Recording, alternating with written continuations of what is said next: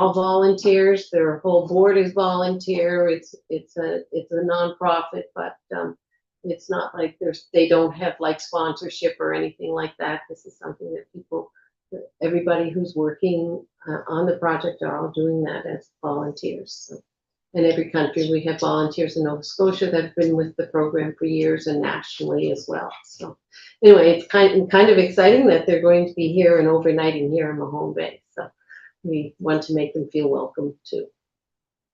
So stay tuned. We're moving on to public input session. Are there any presentations for that? No? On the list. You don't have to be on a list. You don't have to be on the list. Oh. You can just put up your hand and I'll recognize you and then you can come forward. Just, you need to state your name and your civic address. And my spirit. So I'm Gillian Kemp. I'm a relatively recent transplant here to Mahone Bay at 818 Main Street. And start by saying how I ended up here was I traveled through I've got a couple of kids in the city, and we traveled through one day and it was Scarecrow Festival. And I fell in love. Well, I mean, the town is beautiful as well, but just the energy of that, the creativity, the joie de vivre of that was how we ended up here in our retirement. And so not a big surprise, that's the first thing I got involved with when I came here. And we're here today to just speak to our grant request. I don't know if that's been reviewed by folks yet. No, that's still to be, okay. So the reason we're coming in, it's not that we're new here. I mean, I think everybody knows the traffic that's driven into town through the Scarecrow Festival and the Father Christmas Festival. And if you don't know, it's 30,000 additional vehicles travel through the town during the Scarecrow Festival. And you have supported us in the past, usually around 2,500. So yeah, we're asking for a bit more this year. So we want to come in and explain why and how we're asking for more. It's, I'm 60 odd and everybody in the group is in that zone. And the physicality of moving 100 and some odd scarecrows and Father Christmases around is a bit much because everybody else in the group is right in that 60s and up range. So this year we've got an in-kind request to the town that hopefully will mean that we don't have to ask for the 4,700 that we've actually asked for. So the ask is in-kind, program, and capital this year. And the in-kind is around the physical help of moving with town trucks and town muscle, moving our scarecrows around. If that's not at all feasible, then that explains why the price tag kind of went up this year, because we would then want to rent trucks and hire muscle to help us move around. Other than that, I think the request is fairly straightforward. We're seeking funding from the province to help with signage, including a banner. So that's another piece of the in-kind ask, is to have that banner hung. But other than that, it's a bit of money to hire trucks if we can't borrow your bodies, and a bit of capital for tents and folding tables and chairs and that sort of thing that we need to actually have. So just wanted to explain why the price tag went up quite considerably this year, but hoping that we can drop off the 2,400 on rental and hiring by utilizing town resources. So Sylvia, anything to add to that? I'm not 60. Okay. Sorry, not everybody that right out there. No, any questions? Anyone have any concerns? Did you find tables? They're being built. So the lumber was donated. They're being built today. The lumber was donated by Castle and Mike. It's Mike. Mike. Mike is building the table. Mike is building the table, so Awesome. we did get our tables sorted. Thank you. Great. Just to clarify, so last year was 2,500, Yes, and then this year without the in-kind, it's like, what's the ask? the total ask, if Without- you didn't, Yeah, didn't without, have the in-kind, would be Okay. 4,744. Okay. You'll see. Yeah, perfect. You'll get a copy. Yeah, I think just to clarify because this is your first time through the budget Yeah. process, but the cutoff for the applications, I think you guys are referring to putting one in before March I 31st. think it's So got- that whole thing, It's already in. all of them don't come to council until after the 31st. Yeah. And then as part of the budget package, you'll get all that background and yeah. So that's why they haven't. I haven't seen it, okay. Yeah, it's just different this time, so we just wanted you to see it. If you have any questions, now's the time for That's good. us. awesome. No, We didn't want you to think we were being greedy, in other words. And this is for the 2 festivals. This is for the 2 festivals, yes, so It's a trucks, one-time ask. not the For in-kind, 2026. yeah. Not the in-kind, we're hoping that will roll forward if that's possible, because that's a chunk of change each year, we have to rent trucks and awesome. Okay, Thank you. all right, well, thank you so much. Thank you, Julian. It's always good to see you at council meeting or cafe. All right, any other, okay, sure. So I tell you, I'm Edie. It's just where we have to start here. Okay. Yeah, we have an item on the agenda further. Dean, on. can you say your name and your, Oh, yeah. Tom, sorry, Tom, 232 Main Street. 32. Thank you. So we have an item on the agenda and there's an explanation that came with that, but I think it's fairly covers the ground. But there was one other thing which we have a grant from the Fulcher Foundation for to cover our admin costs. Yes. Because as you know, one of the problems with nonprofit housing is how you pay for admin costs up front, especially since the seed funding program for CMHC has been canceled. So we have this grant that's coming. The Fulcher Foundation will only make the grant to charitable, somebody who gives them charitable taxation receipt. And we are hoping that the town, under our MOU, working together, that you would consider accepting the money from the Fulcher Foundation and passing it on to the Mahone Bay Community Land Co-op, which will allow us to cover our admin costs. So I don't think, it doesn't cost the town anything, so hopefully it will not be a problem at all. Okay? Another in-kind opportunity for us, Yes, right? that's Right. okay, and so, and if anybody has any questions on the item later, fine. Thank you. Any more public in? Oh, sure. I'll be very quick. So I have an item on the agenda on Glen Pacha. We're at 37 Hedge Row.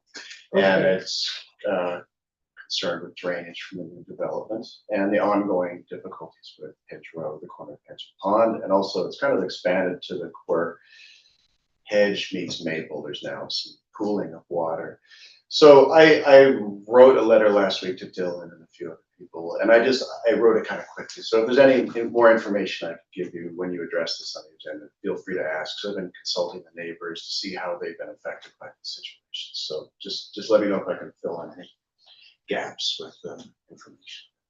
This may be a sore spot, but my dog loves the ducks in the yard. I love those ducks too, but well, we'll get to that. Counselor Carver? Well, yes, going up Pond Street is like make way for ducklings. Become that, yeah. But has it gotten worse recently? When I drive around there, it seems as if it's gotten Yeah, worse. it's gotten worse, and we can also tell by, because now the trees are dying, so we have to take down 5 trees that are around that. It's just progressively, you know, we haven't had the street surveyed, so we don't know if the street's actually lowering or from so much flooding, it's continually lowering. I don't think so, because there's rock right under the grass. But what I am noticing is more infiltration from more directions. So I basically tried to build a berm to stop flooding from Pond Street, which worked to some degree. But when there's a certain volume of water, it takes a certain amount for it to flow directly into the yard. So with heavy downpours or a lot of accumulation, that's when all of a sudden it becomes like almost like a basin for stuff. And also the biggest contributing factor, to be honest, is the Airbnb behind us, which was built, it's mostly paved, and that's draining. We get 100% of that water into our yard. So we now have Carol's house, which was built up and just, of course, all the code, but that drains into that. Our house drains into that yard, 2 streets, the house behind, and now with this new development. I just think it's time. The road has been compromised repeatedly. And we have no desire to do anything with that lot other than literally replant it and garden it. And what I would ultimately like to do is just put it to the street grade. So that's our concern. And we're just concerned about how, when you have tens of thousands of square feet of non-porous surfaces in this new development, I'd like to know where the water is pointed to and how that's going to affect the surrounding area. We spoke to everybody around us. 5 people were affected in that big flood in 2023 by water coming up through the drains in the basement. So the town, whatever minimal drainage was available for sumps, etc., wasn't doing it. We all had backup and had 2 to 3 feet of water each in our basement. So I think it's just something that needs to be looked at. And we're happy to partner and do whatever we can on our end.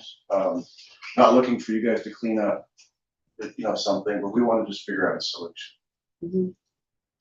Thank you. Any other Sure. comments? Oh, yes, Councilor Root. Do you have an idea on what it needs? Or have you had any kind of assessments done at all, or?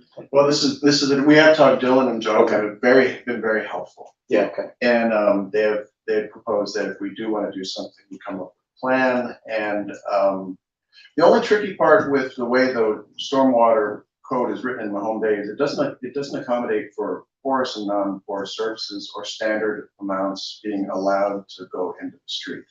So it becomes up to a person on their assessment of the situation rather than hard numbers for yes or no. So what we would like to do is add material that are 90% porous, which is, so basically it would take 2 feet for not that big of an area just to make it come up to street grade so that it doesn't pour into the yard. That would be our ultimate solution, replant the trees, and then I want to build a big garden because that's what I'm obsessed with. So that's kind of the plan. There. Thank you. Oh, I'll yeah. speak to your questions. I can say a lot more when we get to this item on the correspondence if you're interested. Yeah, and we can wait till Yeah. that. That's fine. That's awesome. Thank you. Thank you. Anybody else? No? Okay. Thank you for your input. It's always interesting to have people come and chat with us during a council meeting. We will move along to correspondences. 6.1, Province of Nova Scotia restored grants, and that was good news for many people. Not enough news for others, but there is a whole list here, and it would be in packages, in the public package as well, of the different grants that have been restored with the provincial budget. Any discussion on this item? Okay. Are you asking for comments on On any of the items? well, just 6.1, and then we'll move on to Okay, 6.2. okay. Okay, so nothing else on that. 6.2, Sarah Wynett, treasurer of the Mahone Bay and Area Swimming Pool Society, at 2026 funding. That was also in your package. Councillor Carver. Yeah, is it appropriate to refer that to the budget process? That's certainly what Councillor Yeah. Feeney would have jumped in with, so I Yes. think it is absolutely. Yes, we definitely send it to the budget. Do you need a motion? Yeah, Do a motion. I move that it be referred to the budget process. The Seconded request for by- pool. Councillor Wilson had his hand up first. Good to have so many people with their hand up because sometimes it's slow. Okay, Any discussion on this topic? Okay, being none, we'll, all those in favor signify with aye. Opposed, nay. The motion is carried. Thank you. It's off to that, we're gonna be having a lot of discussions during the budget. 6.3, Glenn, your item is here, and stormwater concerns hedgerow. Here's a copy of that letter. Did you want to speak? Yeah, I mean, I think I can just provide clarity on a couple of points. So with the new development, I guess we'll start there. As a development proceeding via site plan approval, the engineers for the project do have to account for all stormwater that would change across any property boundary. So, staff reviewed, engineers that we have, on tap have reviewed, their engineers made changes. We ended up with a plan that, both sides are confident there is no flow of stormwater across the boundary. There is a flow of stormwater across another property boundary with the permission of that property owner. But that's going in the other direction. So basically the stormwater on the property is all routed away. The property is below the grade of, already below the grade of hedgerow, and they're not bringing it up to above grade, and then it's graded and has internal stormwater designs to carry the water down towards the harbor in the other direction. It would pass across two other properties, but they are in one case there's an easement, in the other case there's permission that has been granted. So I don't think the development itself would have a negative impact, but there's no question there's already a problem. And at the end of the day, if the road is currently shedding water onto that vacant property, that's not the developer's problem. That becomes everybody else's problem. So in a sense, that could still exacerbate the issue without any water flowing across the property line. Simply if the flow of water onto that vacant property that is going to be developed from the roadway were in any way impacted, it could find its way therefore into the next lowest spot, which is where the ducks enjoy. So to the possible solutions, the catch basin on the corner, located if the property in question were raised, located such that it could be graded towards the corner of hedgerow and pond. A catch basin there can connect to the pond itself. It has sufficient Right. elevation to connect into the pond, so it could be drained in that direction. There is no storm system under hedgerow or Pond Street. So Public Works did get a design done up of, you could put a catch basin in, you could put a pipe in that goes over to the pond. That could be accomplished on town property, and it would, I think, inclusively address the issue of the drainage. And there's a price tag, and I've been trying to look back through here, and I can't actually find, maybe Glenn, you remember, I don't know, but I think at the time it was. The price that we were quoted is that we would have to pay $27,000. Yeah, that sounds about right. So To do a $2,000 job, bringing property up to the street level. And I know that the reason, just for councilors to understand that, notionally it is on them now, is because when the Airbnb above them and all the houses above them were constructed, the town didn't have any requirements for them not to shed stormwater, which of course now we do with the North Street new stormwater bylaw, which effectively prevents these property owners from shedding that same stormwater, which mostly doesn't originate on the property, back onto the town's property without them being responsible to pay for a catch basin. Now, ultimately, they're here to ask, and I think one of the solutions they probably accept is the town paying for that catch basin. But at the end of the day, that request is just kind of coming now. So I think that's what we might consider. But yeah, I think $30,000 is probably a reasonable cost at this point. Because you got to repave the street. A lot of it is repaving the streets. I think you also have to consider that corner needs to be essentially repaved it's been repaved how many times? Twice last year. When you have heavy machinery moving in there, if it's unstable underneath, one of the biggest problems is when you flood on both sides of the street, it compromises underneath. So you essentially have our spring conditions. Yeah, it's a really difficult pill to swallow because so many circumstances led to that becoming what it was, and the idea that we would have to foot the whole bill to alleviate a problem that we didn't essentially cause is a tough one. It doesn't feel good after having that experience with the Airbnb kind of being a little bit of a battle also. So we're amenable to lots of solutions. I mean, I'd be happy with a curb or building up the level by the road, I mean, I just think we have to explore solutions. We're willing to work together, so whatever you guys come up with, happy to go on. Councillor Wilson? Yeah, if I'm listening and hearing Dylan correctly, the town has a certain responsibility for remedying a situation that was in part caused by our lack of foresight with our bylaws 10, 15 years ago. So I think it would be appropriate to refer this whole question to the budget process and get working on the capital costs and what the designs need to be to solve the problem properly. Councillor Kerr? If that was a motion, I'll second it. Okay, okay. Catch. Motion made by Councillor Wilson and seconded by Councillor Carver. Yeah, Discussion? I just want to say that every time I've driven by there, and I do it often because it's my route in many places, and seen that puddle at the corner, right at the bottom of the hill there, and it's there all the time. And I've wondered, as a citizen and as a member of council, why aren't we doing something about that? So I would love to see something done about it. It was quite tricky in the freeze and thaw in the last couple of weeks, you know, Yeah. in the mornings, it was frozen. Yeah. Yeah, and it's a heavy foot traffic there too, at times. Dogs. I mean, just in terms of past precedent, this is a little bit similar to the stormwater upgrades that were carried out on the Fairmont and Pine Grove area where the neighbors had come and said, you know, past development has removed the swamp and all the natural features that would have protected this area. Now we're all dealing with stormwater.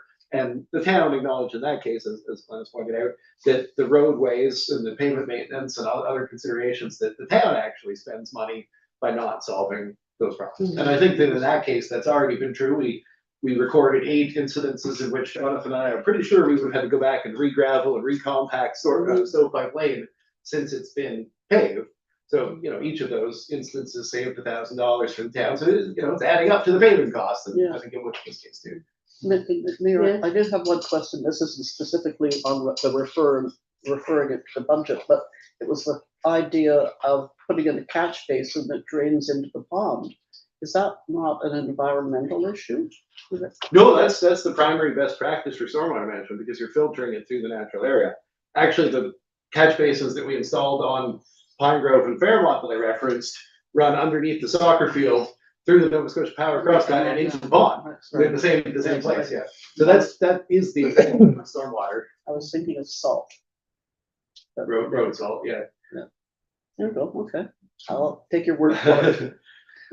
And I think that it's worth noting that we have this study that is funded, that is getting underway on the drainage system that comprises the pond and the various things that feed into it.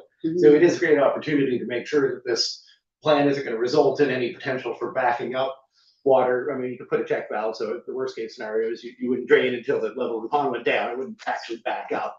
But, you know, still, we want the engineers to look at that as a part of the overall picture. Okay. Well, all those in favor? Aye, opposed nay? The motion is carried. That will be another item to the budget. Okay, thank you all. And moving on to 6.4, Mayor Bartlett, Town of Digby, letter to Premier Houston concerning support for Antigonish Coalition to end poverty. Okay, and 6.5, Dean Waterfield, which, sorry, I was thinking co-op in my head and Dean's name came out, Tom, sorry about that. Board chair of the Mahone Bay Community Land Cooperative Funding Request. So you all have that. And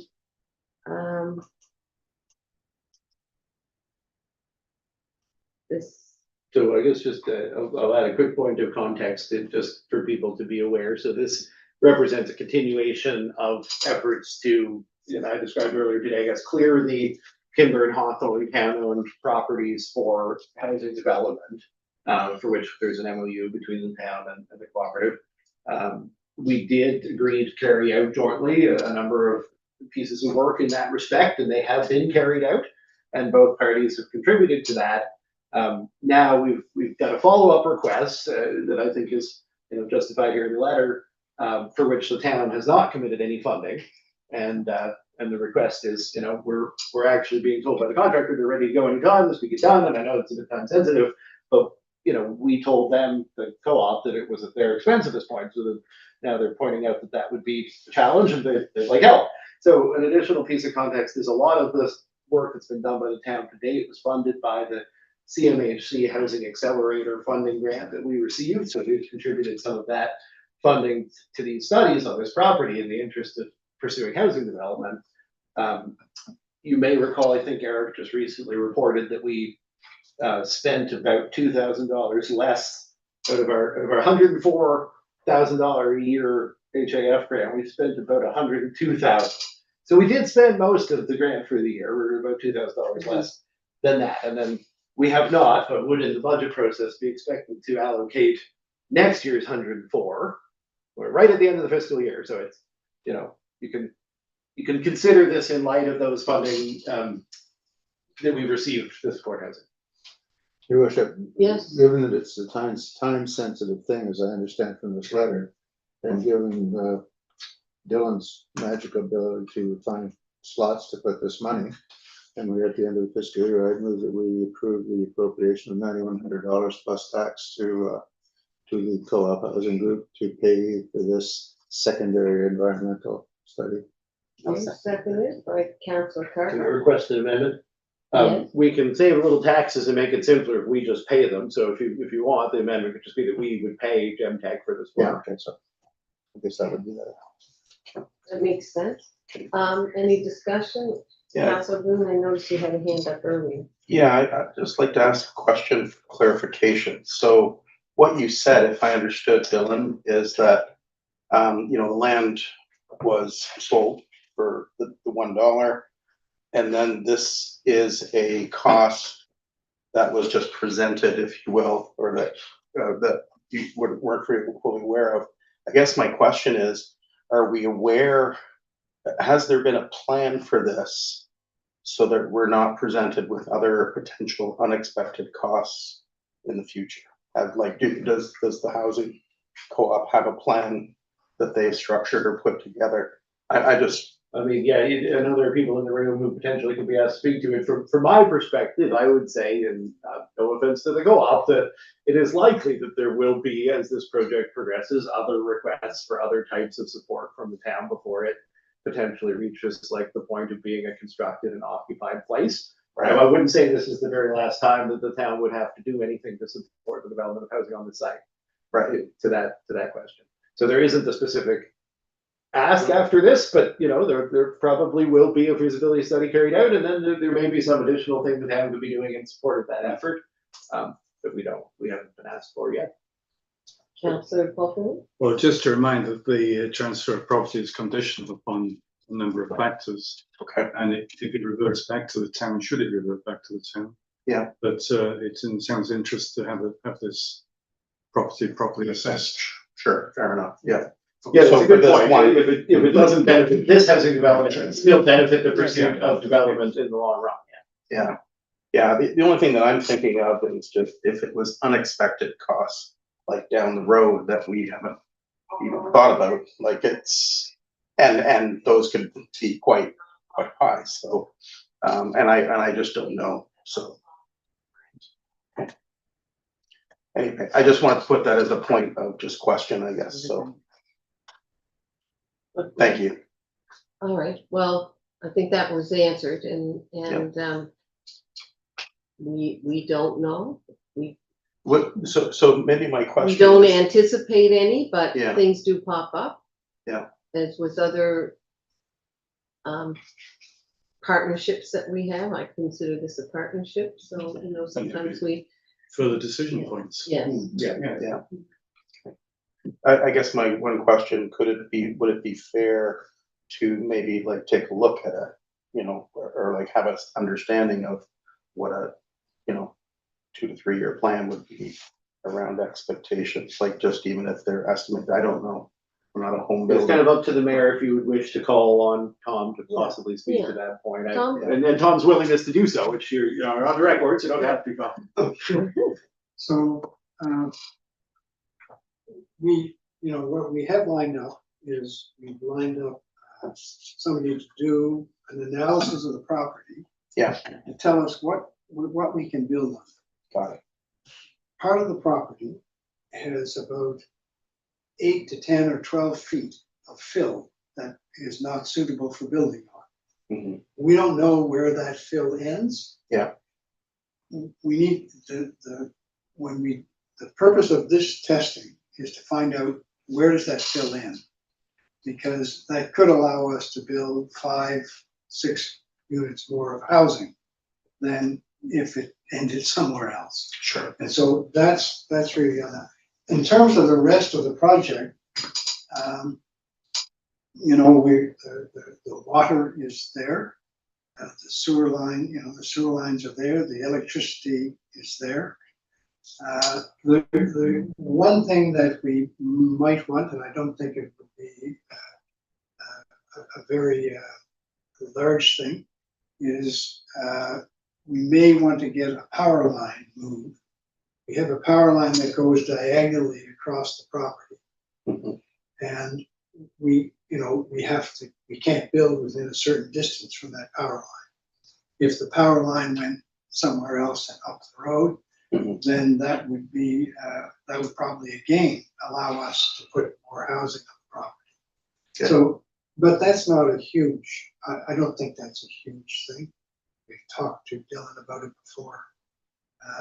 Yeah, I mean, the electrical is, you know, a pipe, or sorry, a pole and an anchor and some wire, and it probably is $5,000 by the time all said and done. But I did want to add in terms of the water, it's not quite there. The water is available to some properties that are nearby, but unlike the wastewater, it's like, well, anyway, Yeah, maybe I'm misspeaking. There is a potential small amount of work needed that would be on the town side, having to do with the services. yeah, Okay. no, and that's right, but the fire hall across the street has water.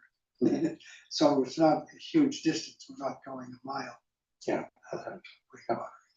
Yeah. No, I appreciate that, and we've had a conversation about it a little bit too, so, but thank you. It's great.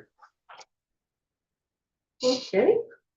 Does anyone want to make a motion about any of these topics to be filed? Were we still in discussion, or was that all done? I don't Oh. remember. Did we vote We on it? haven't voted yet. Oh, we haven't voted yet. Oh, sorry about that. All right, ready for the question? All those in favor, signify aye. Opposed, nay. The motion is carried.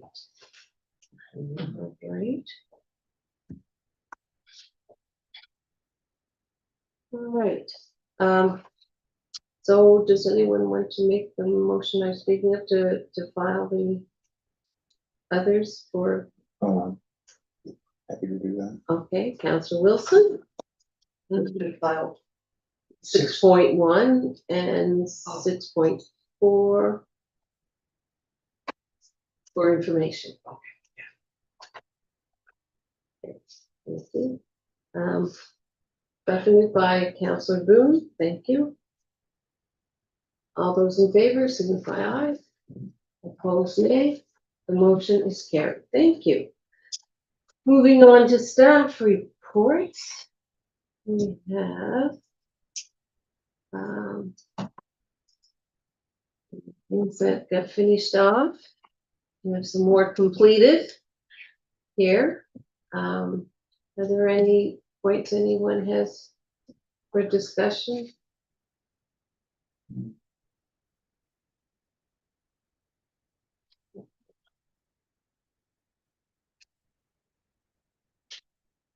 No?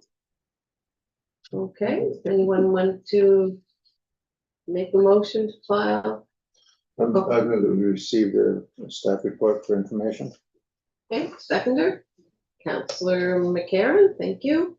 Any discussion? Okay, all those in favor signify aye. Opposed, nay. The motion is carried. I think that's a first. You got off easy. They're having empathy for that mask. Okay, staff report, the Edgewater landscaping update. I think I hope Councillor Carver, you can enlighten us a little bit here with some things that you were going to put together for what the landscaping group is. Well, I think the report says it all. Oh, Yeah, okay. so I'm sorry if I've missed something there, but I think the report that the CAO circulated is very comprehensive in Okay. terms of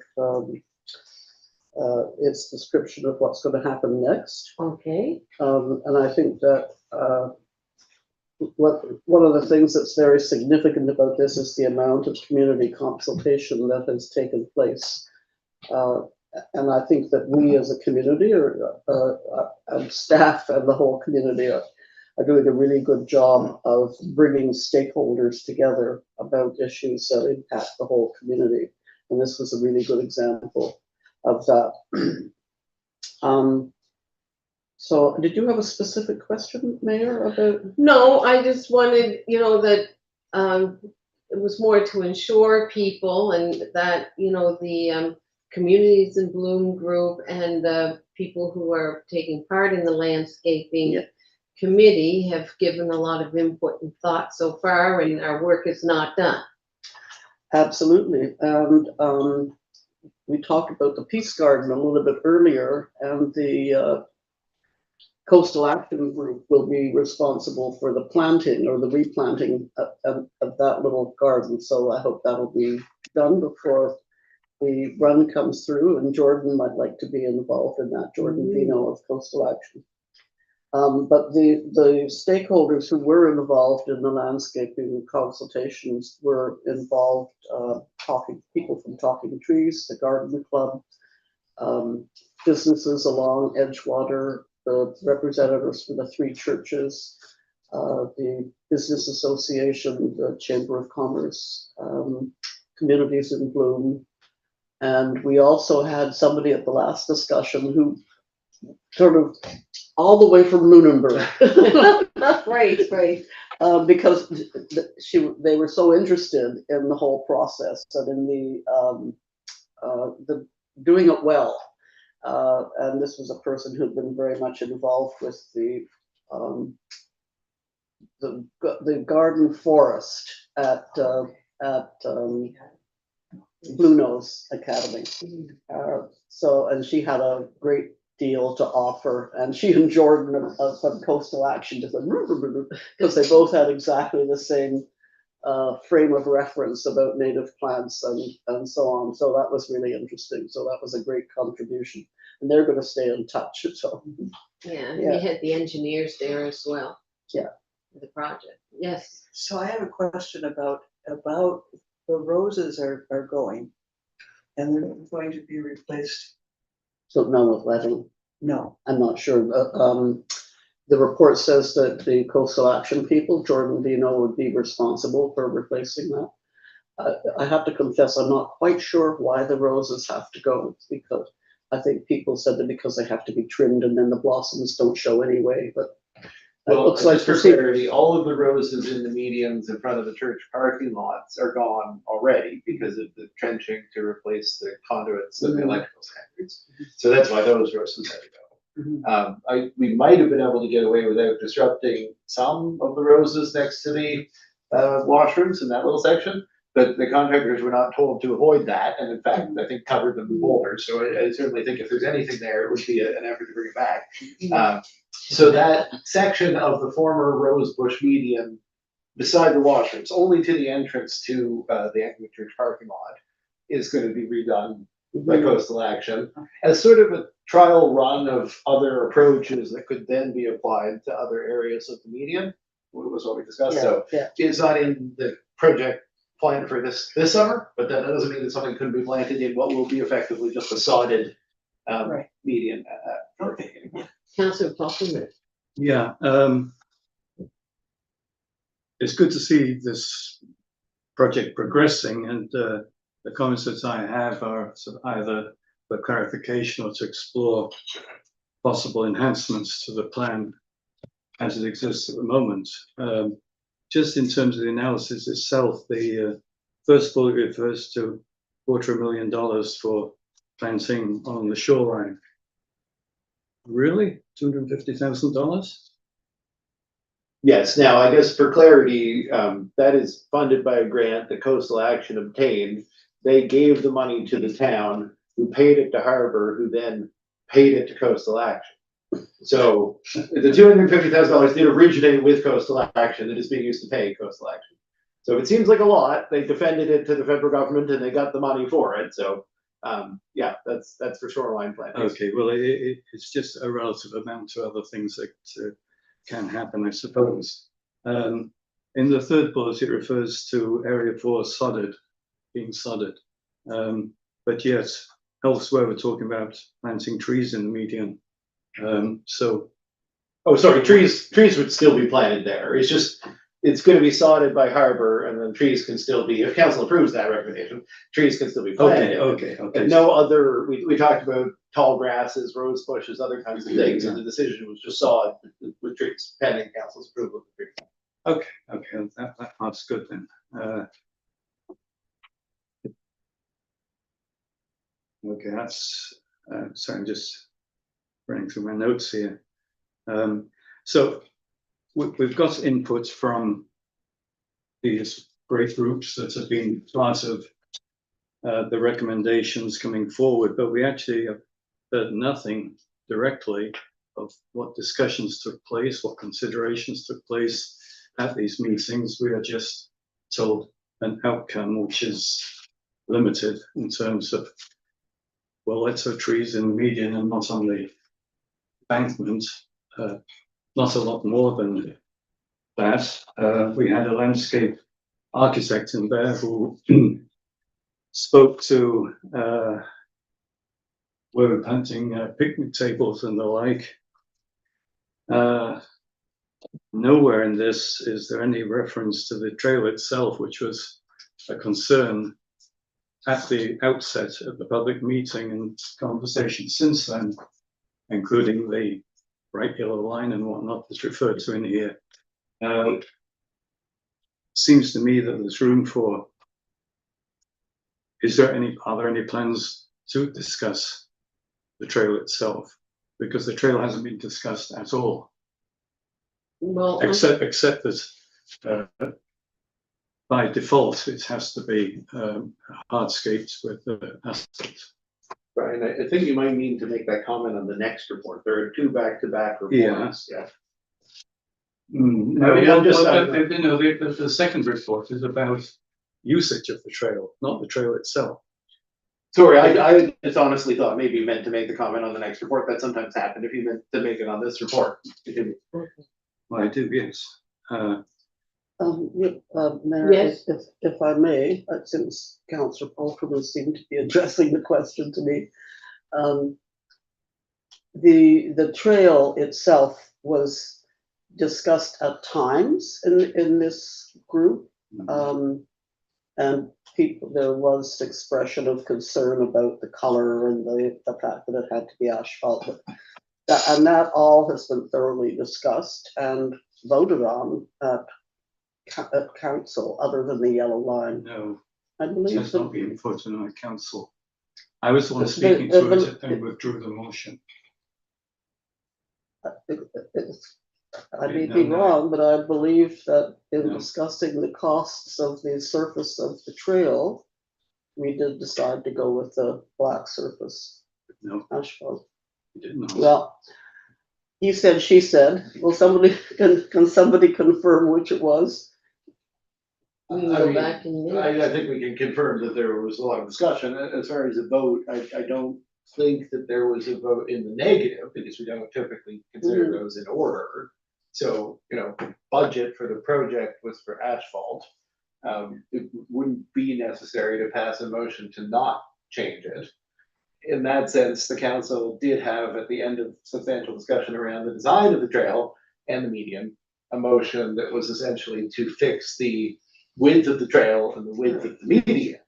But ultimately, there was not a motion concerning the surface of the trail because at the end of the discussion, the trail already is asphalt. So I guess to the point, there wasn't a vote on whether to change it to something else because such a motion was not introduced to the floor. Yeah. Correct. So there has not been a motion on colorization, and I would like the opportunity to speak to the landscaping groups on that particular subject, because I think the information basis is pretty low from what I'm seeing and hearing. It may not float, but it needs discussing.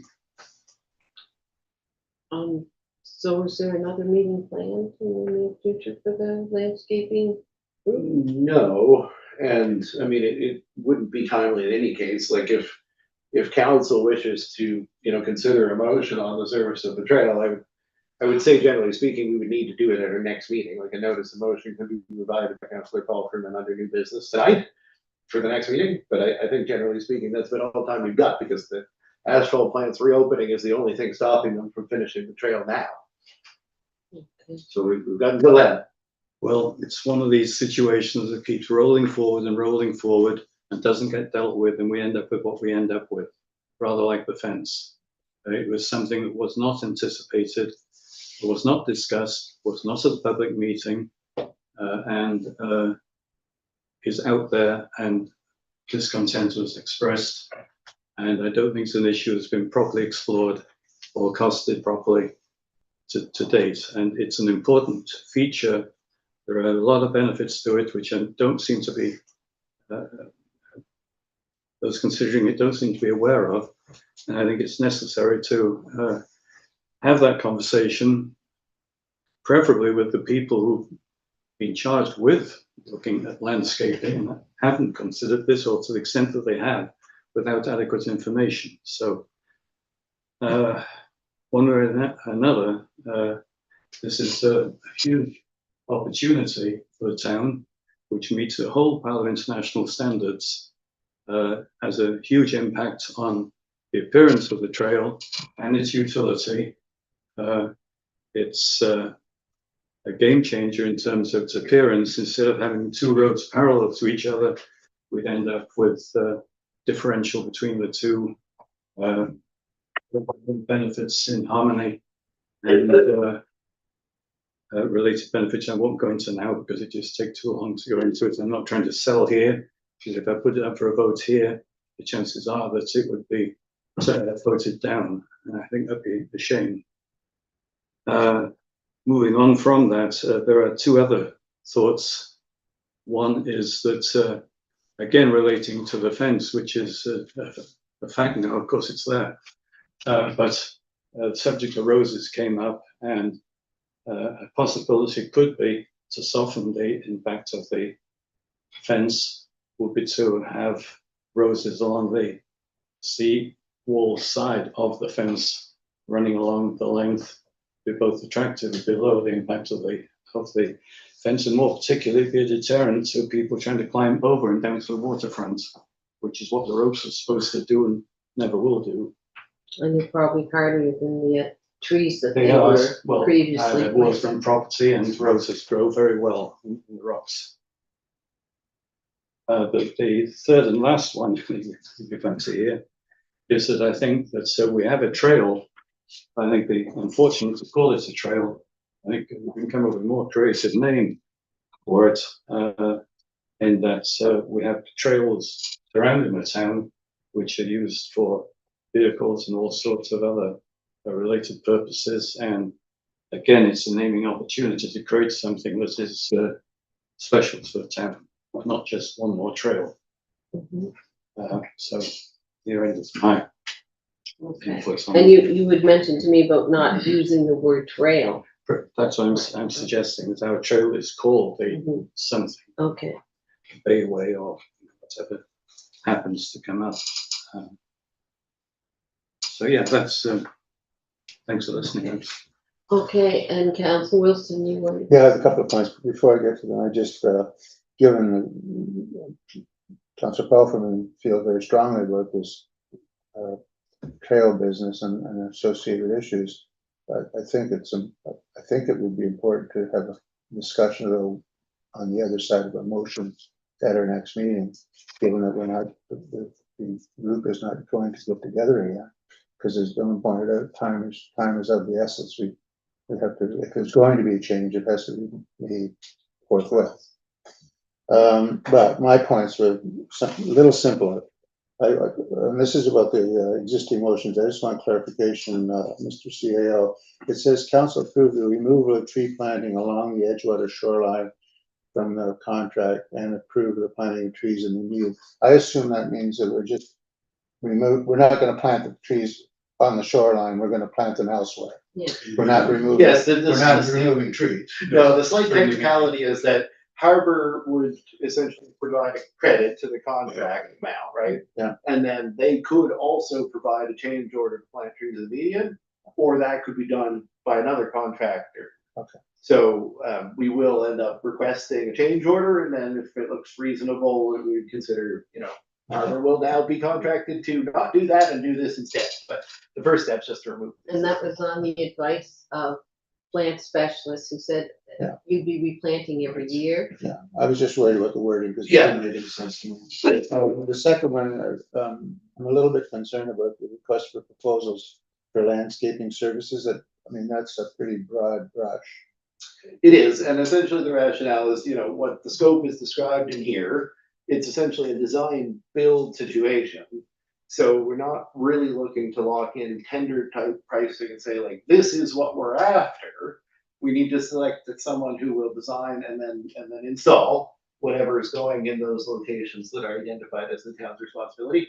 So we don't want to reward on the basis of the price for the final installation because it would be determined in working with that contractor.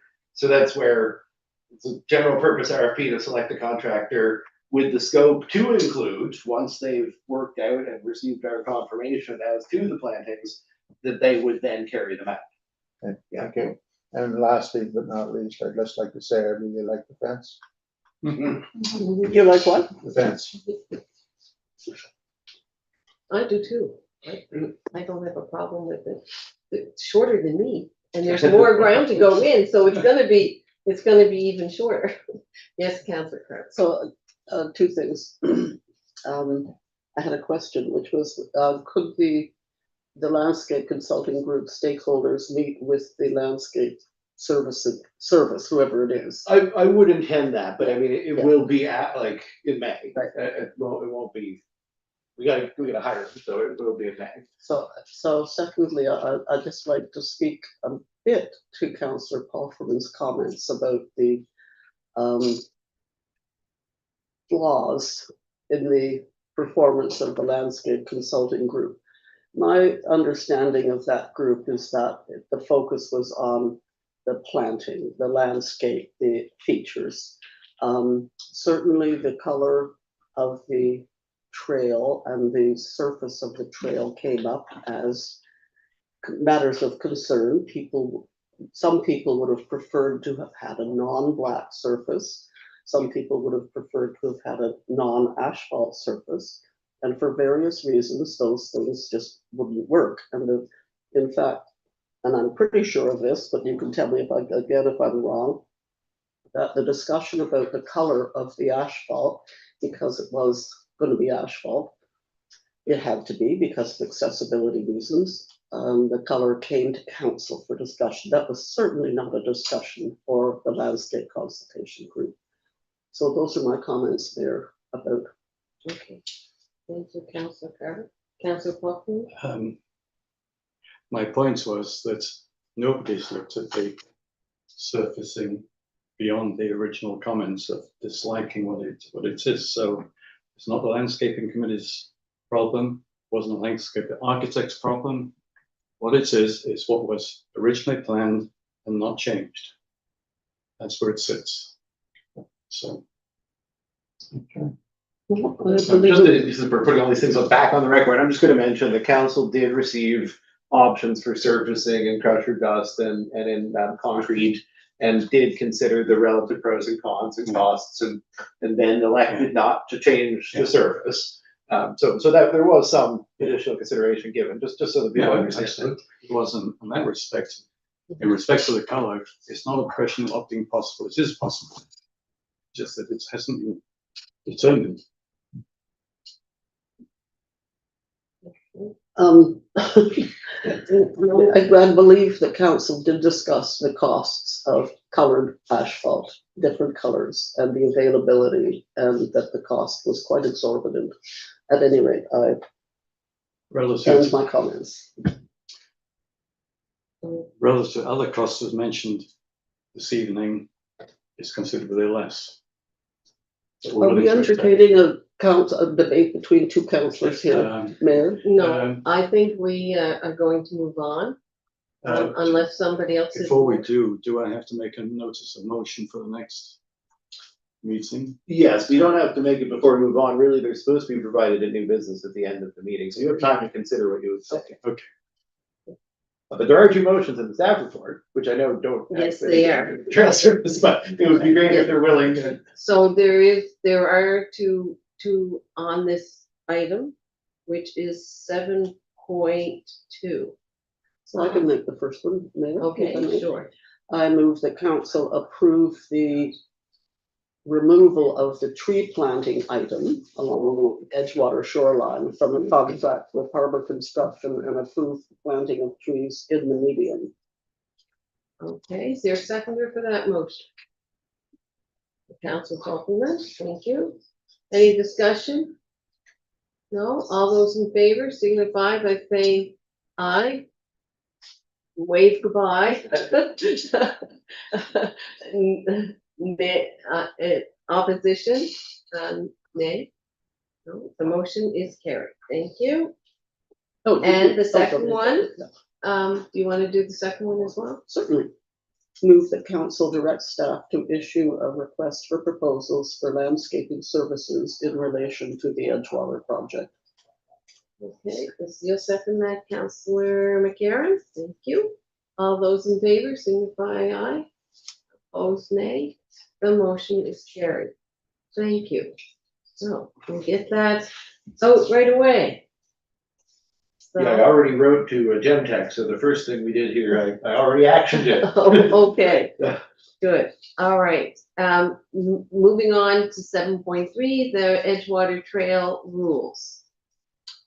Yeah, so this is another, touching on things we've talked about, but not talked about in exactly this way. Now that, in my understanding, we were kind of, the trail's sorted, except for the rules for people to use it. Ultimately, there's a few questions that I think we do want council to weigh in on in terms of how we construct and promote the appropriate use of the trail. So I think the report generally speaks for itself, but I'm happy to take questions. There is some information. Right. Councilor McCarron? Yeah, hours of operation. I don't understand how you could have hours of operation on a public space that's right out there. People are walking it all the time anyway. I can comment about that. Yeah. If it is not signed as dawn till dusk, the liability could fall to the town for after hours usage. So we're not gonna stop people from using it. Feel free to use it when you're not supposed to. We will not be liable should somebody using it in the dark injure themselves. So that's the reason why, it's most municipal infrastructure does end up being, if it doesn't have lights, it's not supposed to be used in the night, and it's just from an insurance perspective. We're not gonna stop people from using it at night if they wanted to. Like walking back from the restaurant after dark, which would be any time in December through to probably April. So if there's a concern about that, Yeah. shoulder seasons, that's where the lighting option would be worth referring to budget. So that's at your discretion. But if you want to look at the possibility of the lighting to extend the safe use of it into the evening, especially in the off season, Mhm. because it can be maintained throughout the year, then that's something you want to consider the lighting. It's not in the project, but they've looked it up. The engineers looked at options and they've priced them, and that's in the report. So And that's your way to kind of be able to promote the use of it, even when we won't say no light, because these lights would be rated for low light. So if it's pitch black, these lights would still not be enough. If they're just solar pole lights, they're not. yeah, like. I didn't price listed on I'm gonna tell you, I didn't price the millions of dollars that overhead lighting would cost, because I think the Yeah. light pollution would be considered a negative. Yeah. But there's possibilities on the fencing or. Yeah. Yeah, nearby it's and every poster, every second post is what I priced, Sure. yeah. would have, yeah. Yeah. Sort of like people have in their backyards, you know, it's not well lit, but it's lit. I think, it would be very good for businesses over in that area to, have that option, you know, that people can park their cars somewhere else and, or walk them home Mhm, for local consumers. mhm. Too. Or staying at a bed and breakfast, you know, you could walk. Right, go out for a nice. Yeah. Anyway, any other points in the rules of the trail? Mhm, I had, if I may, yes, I had a question about the seasonality. I mean, I think it's great if we can keep it open year round. And that would mean like what the little, what's it called, the little ride, the little small plow would plow along the trail, is that how? No, Jonathan feels confident that they can plow this with an actual, like the smallest of the full-size truck plows Really? at the 3 meter width of the trail. So they'd go on and they'd drive the truck down. Take the bollards out.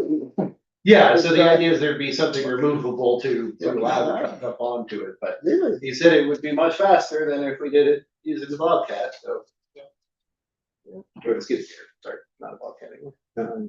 Just yeah, as a passing remark, if I may, we really have to keep it open all year now because walking on that road is impossible. Yeah. And how are you gonna get into the coffee? That's exactly the Yes, point. Where do you think that trail's there, Brian? for Martin. For Martin. You love it pink. Oh, for You Martin. love it pink. Okay, all right, and you saw all the signage there, or, Yeah, so that is a point I'd like to highlight for, you know, Okay. are you all comfortable with the big yellow signs? There'd only be 2 of these, one at each end. But generally speaking, Jonathan and I would like to do that because those are gonna, you know, give us the most protection for people saying, I couldn't read your sign because I was too small, I didn't notice it. can't go 30 clicks on my e-bike through there? And we could post 10, but 15 is pretty standard when we look Okay. around, so.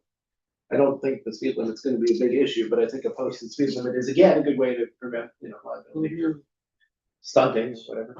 Okay, Councillor Carver? Does the center line have to be yellow? I mean, I had an image of a dotted line rather than a very officious solid line and possibly a different color. I don't know what it would be. I thought of green, but then there's colorblind issues. So as it says, the yellow is recommended because standardly in a road marking scenario, Yeah. yellow would connote something that you're not supposed to cross. Yeah. Notionally, you're right, it should be a yellow dash line because we are actually allowing people to cross it when they're passing. So I think a yellow dash line would be fine too. Could we do a dash line? Like, I think from my perspective, as the traffic authority, yellow dash or yellow solid, either would have its advantages and be fine. But white is kind and green I would not recommend, but white is certainly giving kind of a different message because somebody might think, and again, not many people are gonna really read into it that much, that the white means that it's a directional separation rather than a separation by use. And think, well, I keep to the right or left, regardless of whether I'm a pedestrian or a cyclist. Whereas the yellow is meant to connote that they are 2 different travel ways, but again, it's, not everybody will understand that anyway. So do you need a motion to have a dotted line rather than a solid line? If it seems contentious, otherwise I'll just do a dotted line, if we hear some nodding and they're fine, I don't think we need a motion, I'll just go back to CJ. It just but, softens it a bit. Yeah. And then I have another question about the signage in terms of where it goes. Because won't there be some entry access points, along the way where these reminders might be useful? I mean, might somebody park a car and get on their bike and? There are a great many places where that could happen, and I guess it's down to the, you know, potentially excessive nature of the signage in that case. Yeah. So, like, I guess everywhere that there's a cross, at a minimum, there would be a need to consider the entrance. Right now, there's no entrance to the BIC. We would need to consider the entrance at the Trinity parking lot end, Mhm. and then there's the one in the middle of the Christmas tree garden.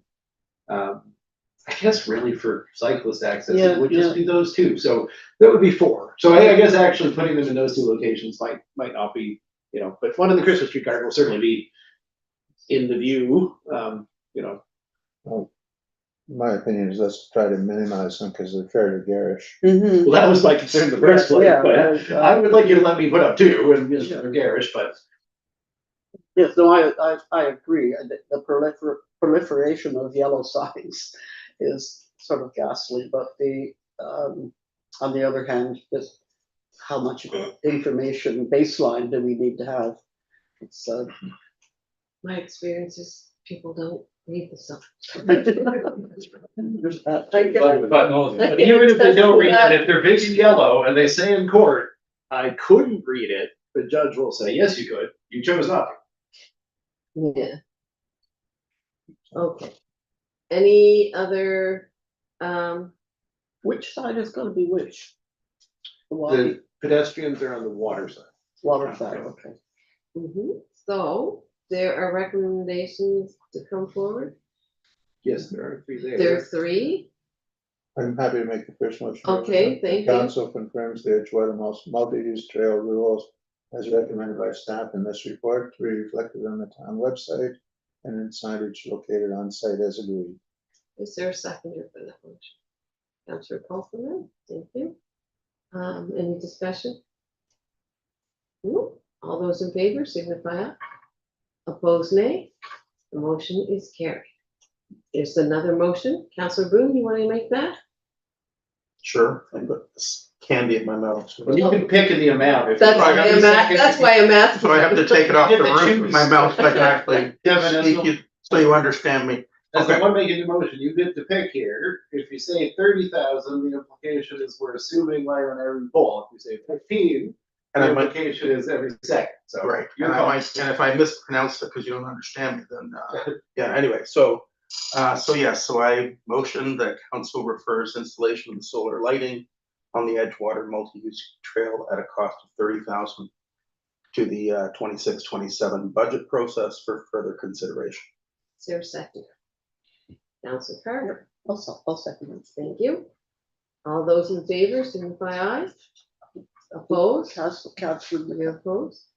Yeah, I don't see why we need it on every poll, wouldn't every other poll be? We could always knock it down in the budget process. So now you'll have saved $15,000.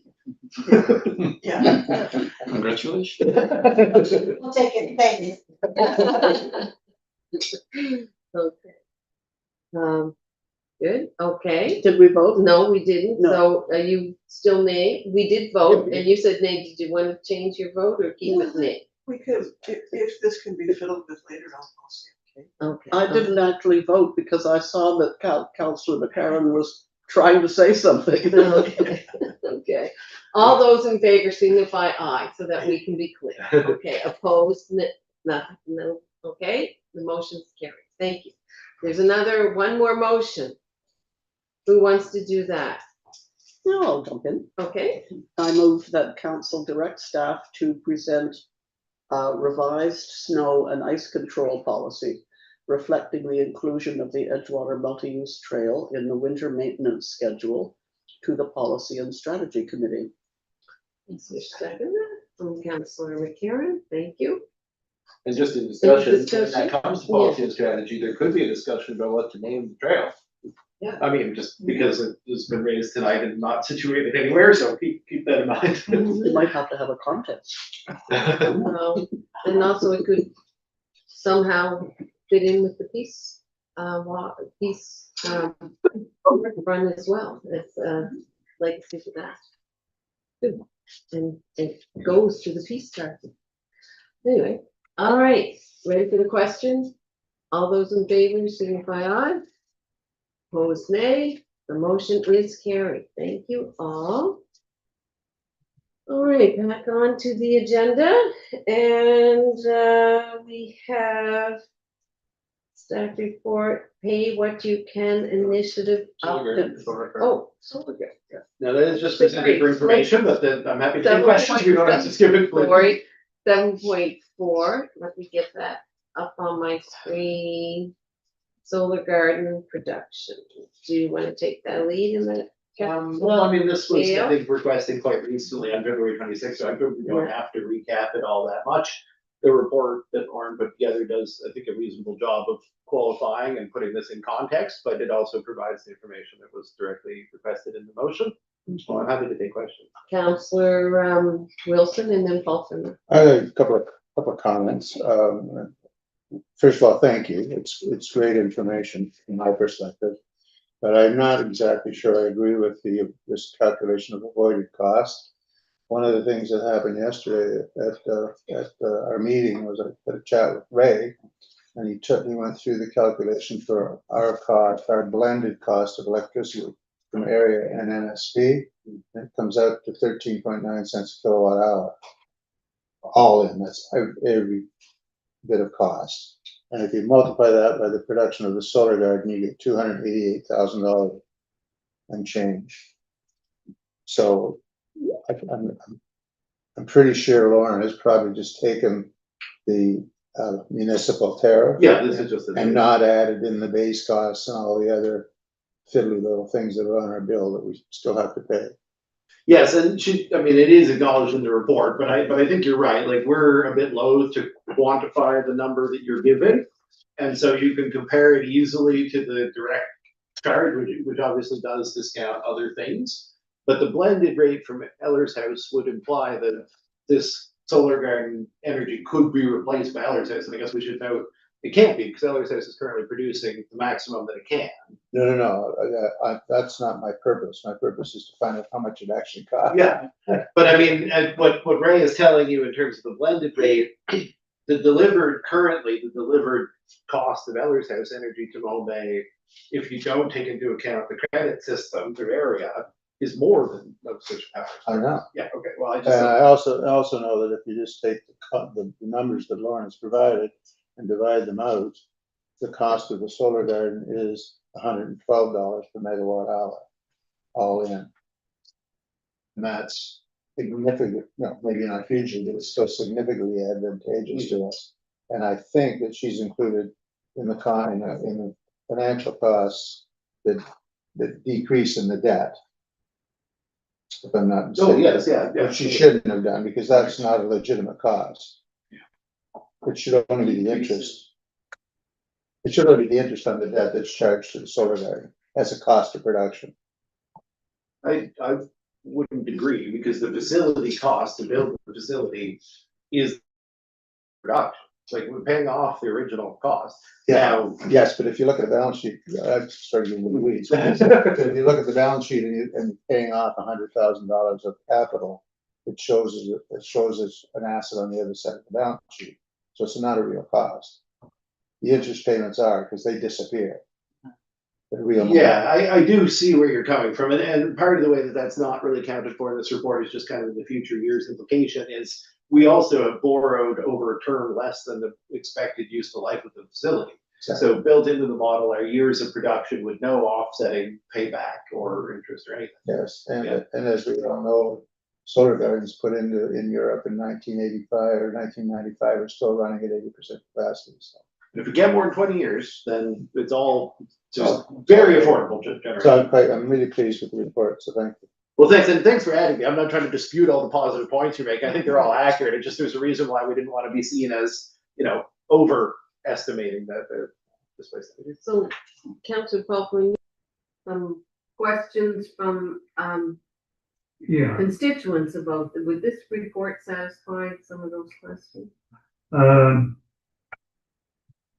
well, it provokes other questions, actually. Oh, okay. For example, it doesn't look as though administration costs are built into this. No, I suppose not. We don't cost it out like that because this is an asset of the utility. So I suppose if we made a decision as to what part of the utilities administrative overhead is going to be costed to generation we have traditionally attributed all of the costs to the distribution system, but we didn't have any other generating assets. So, fair point that when we go for an XGRA, we might be asked to consider whether any of our overhead could be attributable to generating assets. So I think kind of like Councillor Wilson, the point in the other direction, the refinement of the model could take that into consideration, and it could also take into consideration the points about the actual displacement. And Nova Scotia Power backup costs. They don't apply in this case. This is effectively a rooftop solar installation on the rooftop of our entire community.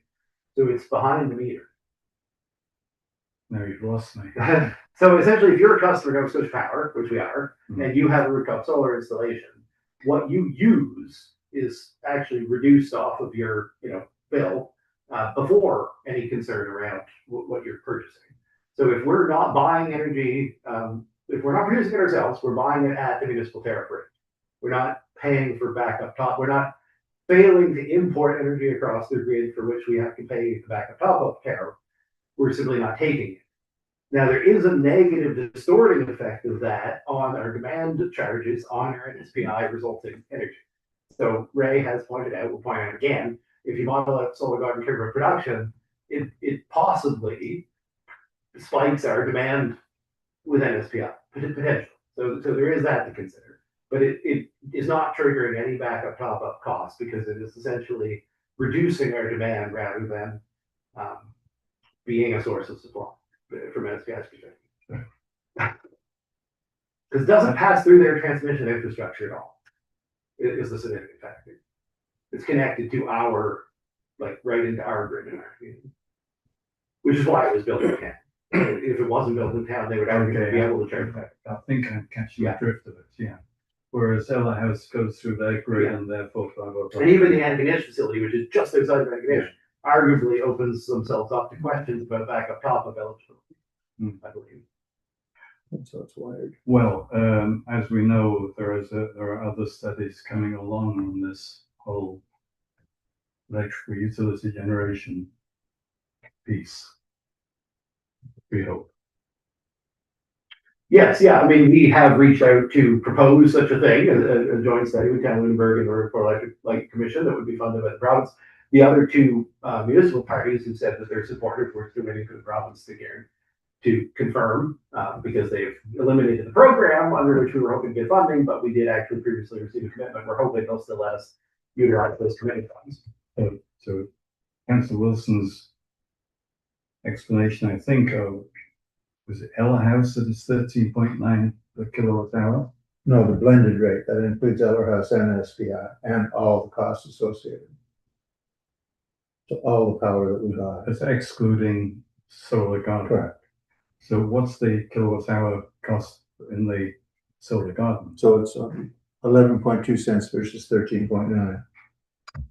So it's So 11.2. almost a 3 cent difference. Yeah. 25%. Okay. Thank you. And Pelly, I think, we could follow up so that the quarterly reports thereafter try to get closer to the final number. You just get like a per kilowatt hour price, because we didn't try and attempt that here for the reason that Yeah, I you're. understand. That's fine. I think it's a great first whack at it, and we'll revise and improve. Councillor Boone. Question for you. One of the questions that had come up for me at one stage was in terms of the quality of the solar panels themselves.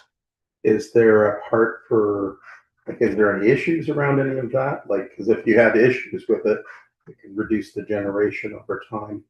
But have you come up with any, or have you had challenges with the, We haven't had any challenges ourselves. The only challenge we had was a tree falling on a couple of them, and that had been repaired. okay, But that being said, the model that was provided to the Nova Scotia Energy Board to justify the $2.4 million borrowing on behalf of the utility did factor in loss of productivity from the panels based on what is known about the particular panels and their expected performance. So that model is confidential, but there is a model that was generated to justify these things. So I didn't put that in the report, but ultimately that model does use certain sort of fixed calculations of the productive capacity of the panels over time. Yeah, as to make sure that we were not overestimating how much energy they were likely to produce 10, 20, 30 years from now. right. So these panels are designed to last for 20 years. Yeah, they're certainly designed to last for 25 years. Okay. But at the same time, 25 years is, I think, meant to be, the company would not say it's going to produce at 25 years what it would produce at year one. Right. And I don't remember what the decline in production is expected to be. Yeah. versus, local experience with them, but yeah, so those things are modeled in order to say that, as the cost of production declines in some ways, the actual production also declines in some ways. And we need to understand that those have a positive relationship for costs in law. Okay. And I guess my question to that is that, is there like within the budget, and I haven't looked at all this stuff, just that ability for a replacement model as you go over the year, like just is that So the whole, factored in? this is a question that's come up a lot with other types of scenarios. Yeah. Well, the whole concept is we build it once, we use it once, and that's it. Yeah. It's disposable. But that's not to say that we don't choose to do exactly what you're describing and reinvest and keep it going. Yeah. It had to be justifiable based on not doing that. Right. So, maybe 10 years in, we feel like, well, the technology just simply isn't something to pursue anymore. We don't need to be worried about that in terms of saying it was a sound investment. We just simply let it run its course, generate as much as it can. But I think there's a solid argument to be made in the case of Ellie's House right now, which is 10 years in, to actually reinvest more than we maybe had planned in the original model. And that's being discussed in the case of the wind farm. Thank you. Oh, I Councilor just want Carey. to say thank you for this report. It's really helpful for me to get a better understanding of. Well, you're welcome. And thank Lauren too. She helped Yes, put it yeah. together. And I look forward to hearing Ray on Wednesday. Yes. Yeah. Yeah, any questions that are generated that are too much for me, Ray is the person to take with you. Yeah, and he has a way with words and utilities that are, Look at it.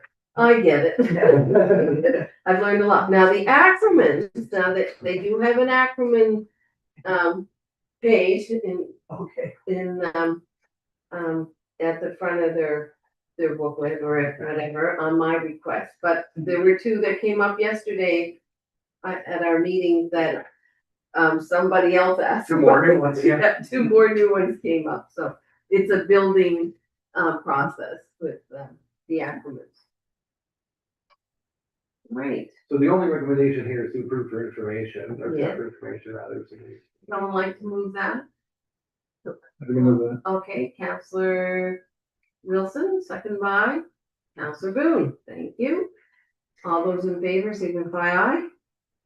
Opposed nay. The motion is carried. All right, now moving back to pay what you can. Yes, now we get one. This did come up at another meeting earlier today, but I guess the report does sufficient job of explaining where we got through the year. I'm happy to answer questions on that, but essentially what it confronts us with, and it jives with the request that was also received this evening, was what are we willing to consider potentially in addition to the funding request that has already been received from the Pool Society for potentially improving access to the facility for people of limited means in the community, which has been a discussion ongoing now for several years. So this doesn't represent, that this is all we can ever do. We're still certainly working actively at the staff level on a broader approach to pay what you can recreational programming in the community and what the town can do to encourage that. But if we wish to do something this season, there is a timely opportunity to do one of these things. The first one is essentially just a continuation of our stopgap program that replaced the ProKids program, and I would say it has had very limited uptake, as it's noted in the report. And the other two are options that would be in addition to the funding request that we've received this evening from the Pool Society. In addition, They would be in addition, unless council were to write back and say, you're gonna make it all work, and it's not gonna be an addition, but if you take for granted that they would need the funding they're requested to offer and still receive revenue from the programs at the pool, then any reduction in revenue that they would then receive as a result of a Pay What You Can program or limited one is going to then give them that much of a budget shortfall. Counselor Carter? so the note that I made to myself was, how do you address paying for lessons? I mean, the options, I look at sponsored free swims and free programming. But the only place where you can get free lessons or reduce the cost, pay what you can lessons would be under option one, is that right? No, pre-programming just means that the society generates about $10,000 a year of revenue between all of the programming, the free swims, the public swims, the courses, the, swimming lessons, everything. So if the town gives them $10,000 more, then they just make everything free because they have no need for that $10,000 of revenue. They would make everything free? That's what option 3 is. The pool is just free. I see, the pool use is free, oh, okay. So option 2 is the pool is free except swimming lessons. Option 3 is the pool is entirely free, including swimming lessons.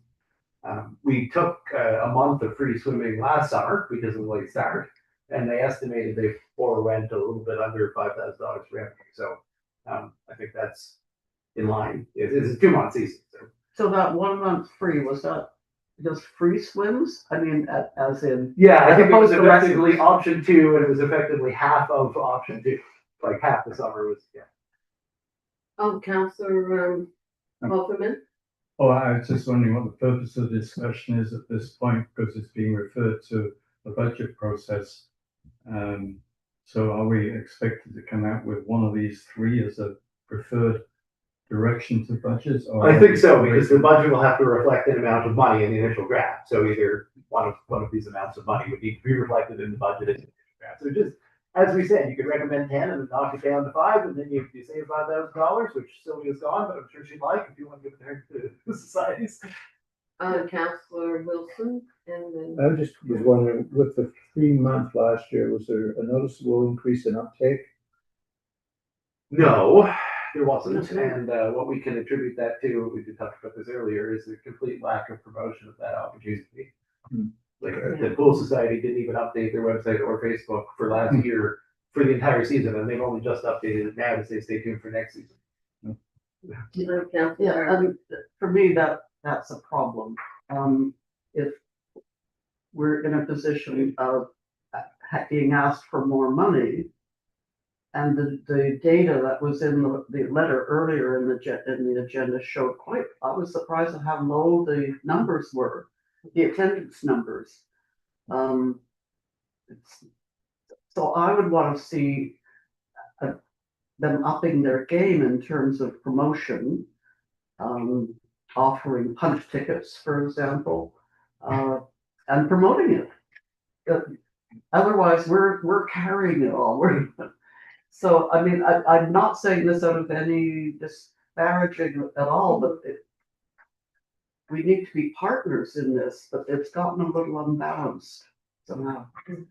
Councillor Kira? Yeah, I agree. As a resident, I know very little about how do I use the pool? When is it open for adults? Am I gonna go and it's gonna be all kids or, like, I really don't know how to use the pool. So, I mean, I think it's a great opportunity to, when we consider their funding requests, write back and say, what is the expectation in line with this, and set that and then see how it is met or not met. So council, what any option do, put some expectations along with funding. But I will say, it's not the Pool Society asking for these removals of barriers to access or attempting to increase usership. On this basis, this is the town, right? Like people who can't maybe afford to use the pool, the society aren't the ones saying we want to make this more accessible. We're saying we would like them to make it, and so we're causing them to lose revenue that they're not asking to forego. Yeah. Councillor Copley? I'm not sure what mechanisms the society has to promote the pool use generally, or this in particular. The town has got lots of means of communicating. It would seem to me worthwhile that the town at least devote some part of a newsletter at season beginning or a reminder of what's available and what levels of support there are.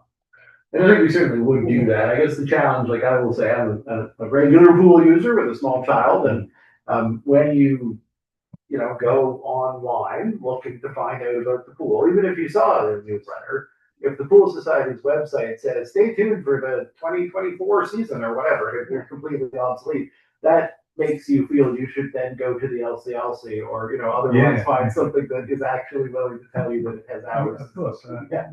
So it takes two, I guess. The town will certainly do everything we can to put wind in the sails of the Mhm. society to promote, yeah. Yeah, and I really feel that when we have an agreement or a partnership with another organization in town, we should be promoting them, like the Mohawk Bay Center, the soccer group, the co-op. We should be promoting, even if it's sharing posts that they have on their own social media. I mean, I do. it Well, all now the we're time. equipped to, if groups Yeah. are making those posts, the Clara Yeah. Louise is certainly going to boost them, and Yeah. we will be able to do And I that. think that's really important, and, our website should have a link to their, if it's an active website, Mhm. and also the school, we should make sure the school has that, because people go on the school site all the time and see if they'll put a link onto the swimming pool as well. Mhm. Because parents go there all the time, right? Yes, Counselor Wilson? I guess I'd just like to put my, suggestion in that we go with the full meal deal here. Yeah. If only because that, with a bit of publicity, might tell us what the uptake might be on this giant $4 million thing we've got staring us in the face. And it may make us decide not to bother. At least we'll have some information.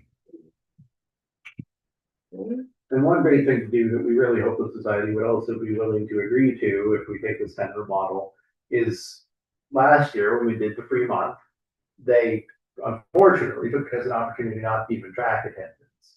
So rather than encouraging people to maybe give some feedback about it being free and track that, and they just didn't even have anybody at the gate, who just walked in and got the pool. So I guess from that perspective, we would like the society to lean into the idea that usership should increase in this environment if we were to do this. Counselor Boone? Yeah, so We have a motion and we need a seconder. Oh, sorry, I didn't know if you were, I thought it was Yeah, your but opinion. Do you want to can make that motion? Can we second it? Oh, I did, well, okay, that was a motion. Yes.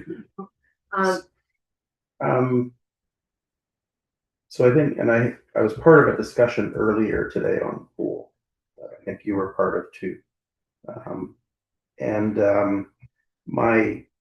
My question for you is, or my recommendation is based on, I think we should put together some benchmarks that are kind of requirements, either for actions where they have to record the people coming in, like it's, is there value here? We need to get measurement and say, are people using it with this incentive, or are they not, or does it not make any difference at all?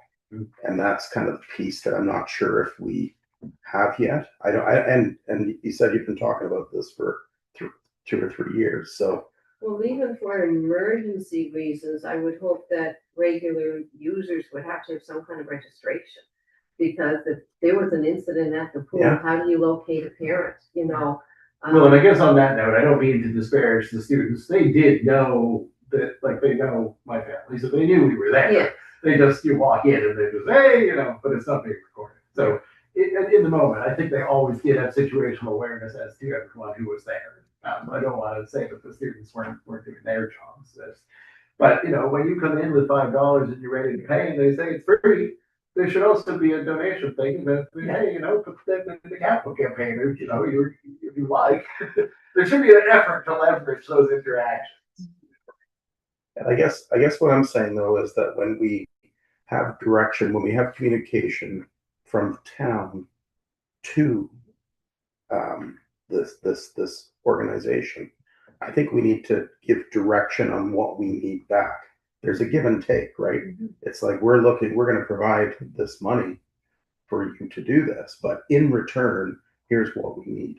And I think if it's something that the council can help to come up with what those things are, or if it's the town, I think it's just there's a give and take here. We have to be very careful that we're not just okay, here's a bunch of money, and we're doing it, but we haven't really done our due diligence, like from our council or the town point of view. And just for clarity, the motion is to refer the $10,000 to budget along with the request. So, yeah, then before we actually decide, we'll definitely go over what would be the expectation? And this is for town people, right? Well, no, this would just be completely free. I mean, I guess we could talk about the idea of trying to have a model where you figure out whether people are town residents and then charge on that basis, but this was just saying they make $10,000 of revenue, so if they didn't have to make any revenue, what would they need to plug that gap? Yeah, so that could be a discussion that, you know, when we do discuss this during the budget, what would it take to possibly have that type of a hybrid model? Certainly the intentions around the removal of barriers to access for residents was about residents. You know, to that. Right. Right. And if we get contributions from, we could include. Yeah, well, I certainly think that contributions to the capital campaign for modal are something we should, you know, Yeah. be pushing for. Yeah. Okay. All right, are we ready to, Did you repeat the vote? I mean, the motion? it's recommended that council refer this preferred option, which was number 3, or was that number 3? Yeah.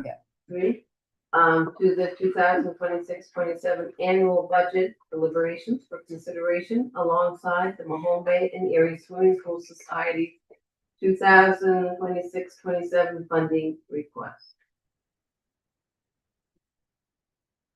There was a firster and a seconder, so we're ready to vote. All those in favor signify aye. Opposed, the motion is carried. Thank you. All right, And now we just go. clarify what the CAO said earlier about, laying out the benchmarks, the expectations. Is that gonna be information sent to them now, or wait till after the budget? Is when we decide whether the $40,000 or any part of it is being actually included in the budget, right now it's just going off the draft, so. Yeah, but in the meantime, staff can, you know, work on that and can even look at this draft together to go over it as a, you know. I think that's a reasonable expectation when we get there in the budget. And this is gonna be for children and adults. To be discussed more during budget discussions. Okay. So with that, we'll move on to 7.6, which we'll hear from our clerk. Our report of the public hearing that took place earlier this evening. A public hearing was held on today, March 26, 2026, to receive verbal and written submissions regarding the Town of Mahone Bay bylaw to repeal the town's taxi bylaw, local improvement bylaw, and equipment charges bylaw. 3 members of the public were in attendance. 2 members of the public presented comments to the hearing. 0 written submissions were received prior to the hearing. 0 written submissions were received at the hearing. The hearing adjourned at 6:45 p.m. Thank you, clerk. You're welcome. And we'll move on to council items. Don't we have to do anything with that? No, that's 8.3, so we'll let you. Oh, right. Oh, yeah, okay. And then, go back to where. All right, well, there's no notes here for me. So I guess Advisory committee council appointments, Yeah. it's just a swap, I think. we have a swap, we've swapped out, Councillor Polkerman is moving on to another committee and then, we are replacing him with Councillor McCarron No, Councillor Carver. and Councillor Carr. Councillor McCarron's already on. Oh, you were already on, Yes. okay, Councillor Carr, okay, So I volunteered to be chair, to chair the meeting, okay, chair the committee. okay. But also to replace Brian on the committee. Oh, Yeah. Yes, Yeah, Brian to is chair. replace the chair. Councillor Paulson has sent in his resignation letter from the committee. Yes, he did resign. And We do need a motion for that appointment. Yeah. so To appoint. to accept his resignation, I wrote that council appoint Councillor Carver as chair of the Heritage Advisory Committee and remove Councillor Polkerman from the Heritage Advisory Committee. You could phrase it as accept his recommendation. Accept his resignation. resignation, That's what yeah. you do it that way. Didn't sound too good. You were moved. I'll make that motion. Council Wilson makes a motion and second by Council McCarron. Okay? Discussion? No, but thank you for taking on and Will we vote? moving out. Yes, we can. All those in favor signify aye. Opposed, nay. The motion is carried. Thank you. Welcome back to the Heritage Advisory Committee.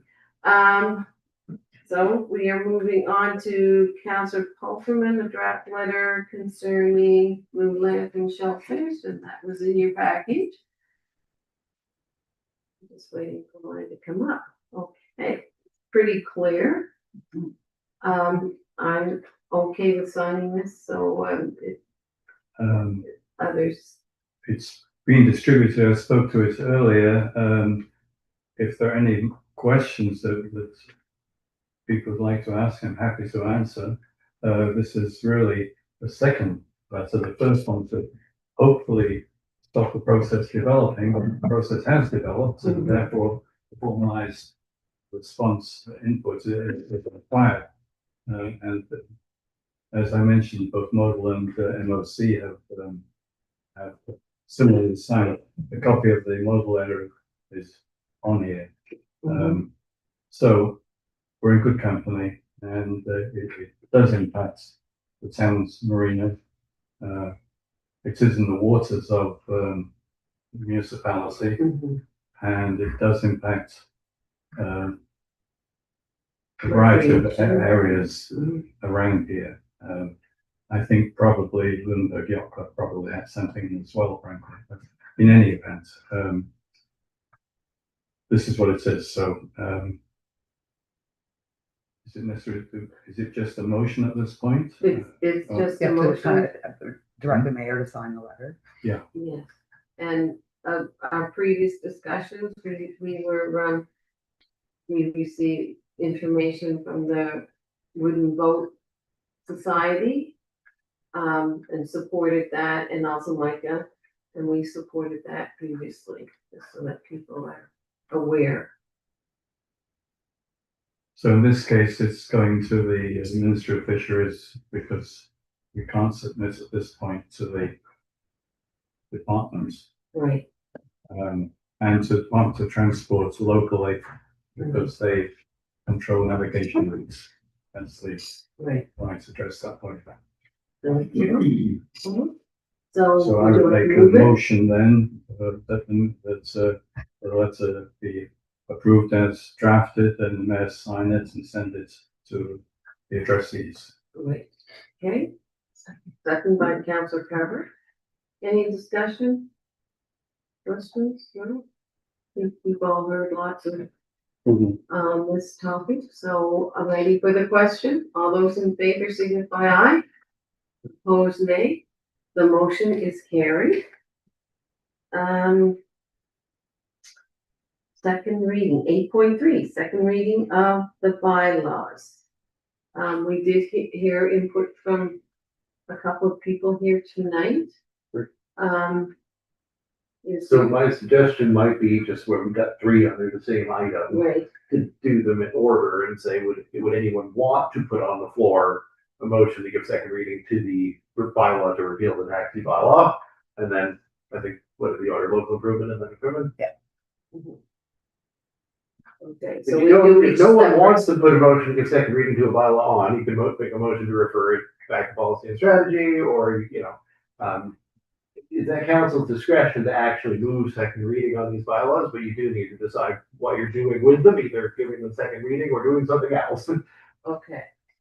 So the taxi bylaw, does anyone want to speak to that, or? I move that we give second reading to the taxi, repeal of the taxi bylaw. Bylaw to repeal the taxi bylaw. Bylaw to And repeal. second by, Okay. Councillor McCarron. All right, any discussion? No? And sorry, and just a point of clarification, the questions that were asked, they're gonna be considered and there's gonna be a new draft of the if bylaws. that's what council It decides. is, that's, yeah, what we will that's the discussion. Yeah, that's the discussion. Except no questions were asked about this one, but Right, no, we had no input, so. well, only some very positive input Yeah. from, both the transit provider and taxi provider in the area, and both said they were happy to see it go, so we Yeah. just heard that. I guess not on the record, but. Okay, Okay, thank you. all right, ready for the question? All those in favor, signify aye. Opposed, nay. The motion is carried. The second. So can I just add a little Yes. note, can we note to let, Lunenburg County Wheels know specifically? I don't know if it has to be in the Okay. motion, but we're waiting on this information, so. Okay. Who was waiting? Lunenburg County Wheels, am I using the wrong term? Yes, That's the current name, right? Lunenburg County Wheels. yes. Sorry, I missed Oh, this. sorry, just my masking, I guess, yeah, Lunenburg County Wheels had come in and Oh, said, right, we either need to be yes. exempted from the bylaw or we Yeah. need to. Yeah, got it, thank you. It helps them with their work. Yeah, I know that, I just couldn't make out what was being said. Okay. Okay, so the other bylaw is I think local improvements next. local improvement. Just gonna go get my other sheet. Local improvements, okay, Well, I'll take a stab at making a motion to refer the local improvement bylaw to the policy and strategy committee for further consideration. okay, is there a second? There, No seconder? No, sir. oh, seconder, Councilor Boone, okay. All right. All right, any discussion? Yeah, I disagree with the notion of sending it back to PMS. I didn't hear anything today that struck me as compelling. I mean, we know what the bylaw's for. And it's not, I don't think onerous in any way. You know, it's not like, it's for doing things like putting in backflow preventers on people's. This is local improvement. No, this is local improvement. Oh, I'm sorry, I thought you said, No, no. oh, I'm sorry. Second, yeah. My pardon. No, okay. So this is this with the like stormwater and, This is The the charges for being. yeah, the charge for Being people. connected or not. Yeah. I'm sorry. Infrastructure, yeah. Mhm. I think we've already gone over this a few times, and I don't really see why we would have to discuss it at policy and strategy again. Yeah, I'll make the same point I was going to. In essence, this is well-tilled soil. We discussed it at some length. You know, the comments that somebody may have two lots and may not be able to afford to pay for two lots and might have to sell one, now boo-hoo. That's part of the purpose of this bylaw is to encourage people to do something with land that is just sitting and being unproductive.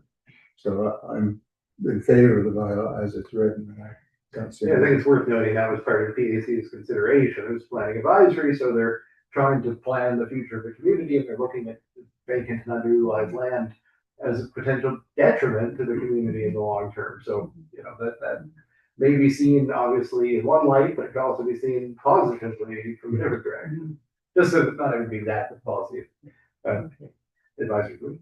And I'd like to add that it is still, there is a clause in there that it can be appealed, and it is discretionary. Council can say, we hear you, this is really not a situation where we're gonna, you know, it's like modify the whole thing. It's not set in stone that this is always, this is. But we heard it as management this afternoon that it's unlikely that they would turn it down.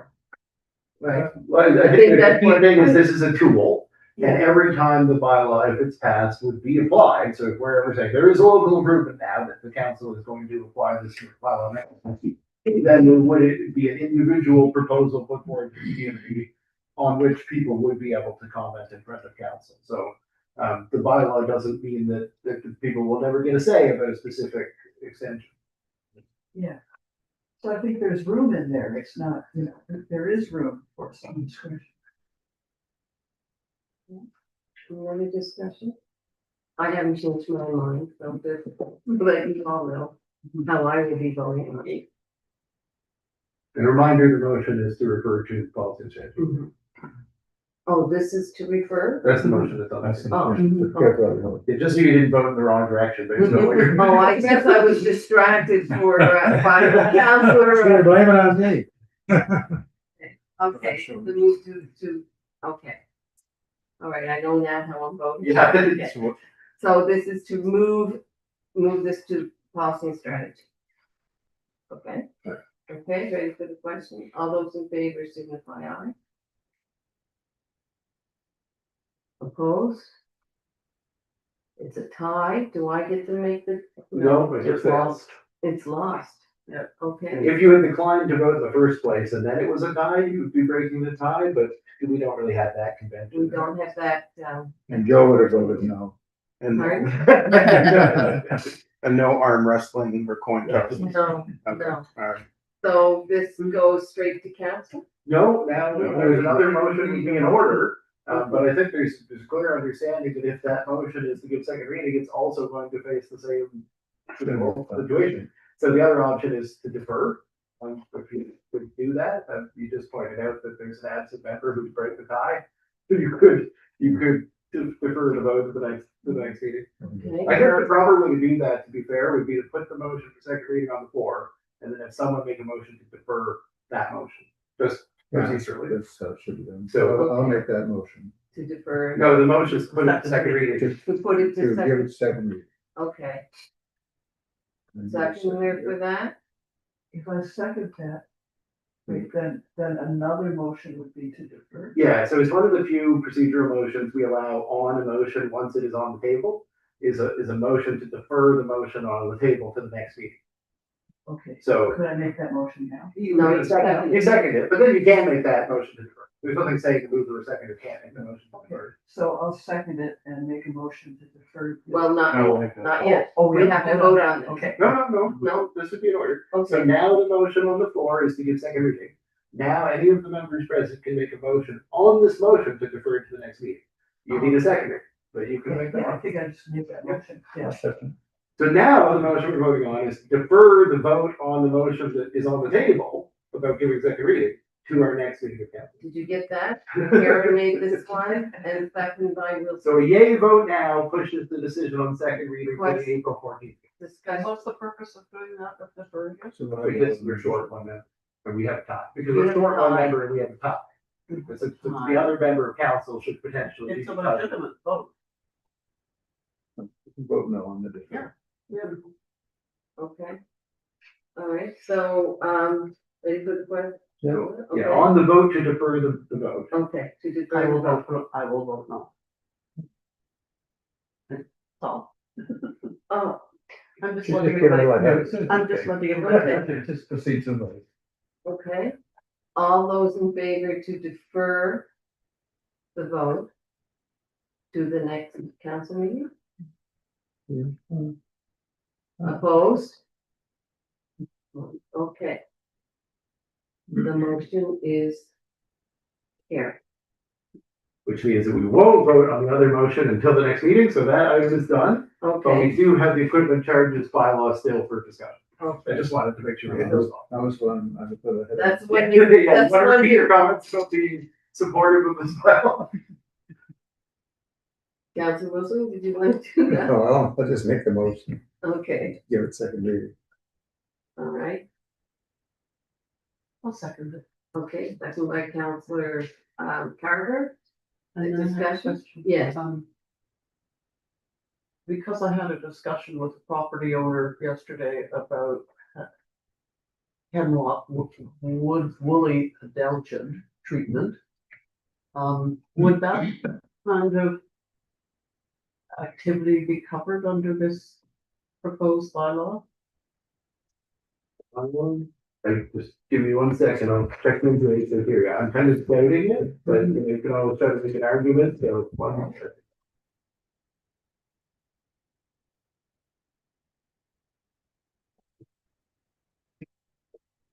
For those of you who don't know, HWA has the potential to kill hemlocks. And over time, but we have a lot of hemlocks in the town.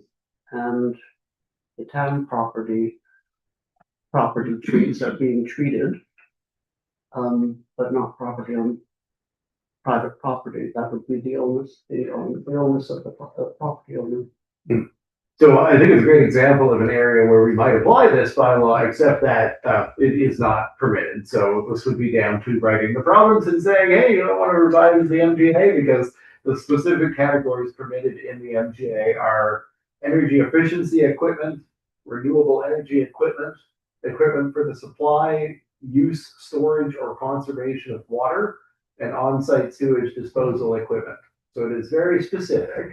Although that third one about water is pretty broad. None of those by my read could be construed to include that idea. Obviously, this is something the province could, with really no consequence to themselves, expand, because it's just simply giving municipalities the power to loan money. But right now it is this tightly restricted, So maybe something to consider to NSFM, like as a. Yeah. Okay. That's actually how each of these items that get added, because municipalities wanted to do these things. So, but there has been a willingness to open this up in response to specific requests that have come in. And we had like a reasonable rate of loaning money, did we not? In the bylaw, I mean, I don't have it in front of me right now, but that it didn't get to be a ridiculous amount of money that. Yeah. Or we would have like so much money a year that we would. Yeah, both things. So a program would set a budget, so it would have like a maximum Right. uptake, and that's reflected in the annual Right. budget. And then also individual applicants would essentially, only be able to get so much. Right. So there are Right. scenarios like that. Okay. Yeah, Yes, well, the Counselor CAO cited the reasons or the types of programs listed under the MGA. It made me think that might be useful to include in the bylaw. Is that Yeah, I guess. Just as an appendix or. Yeah, I guess, the thing would be, do we want to amend the bylaw if, let's say the province did change it to accept the ability to support conservation or ecological or invasive species or whatever you call that locally knowledge point, would we then amend our bylaw, to reflect the change, I guess would be the question there. I'm trying to bring up the bylaw real quick just to see if I feel like it would be a substantive amendment to try to squeeze in a reference to the types of charges. I mean, it already does reference the MGA section. So yeah, I don't think it would be a substantive amendment. So it's kind of up to council if.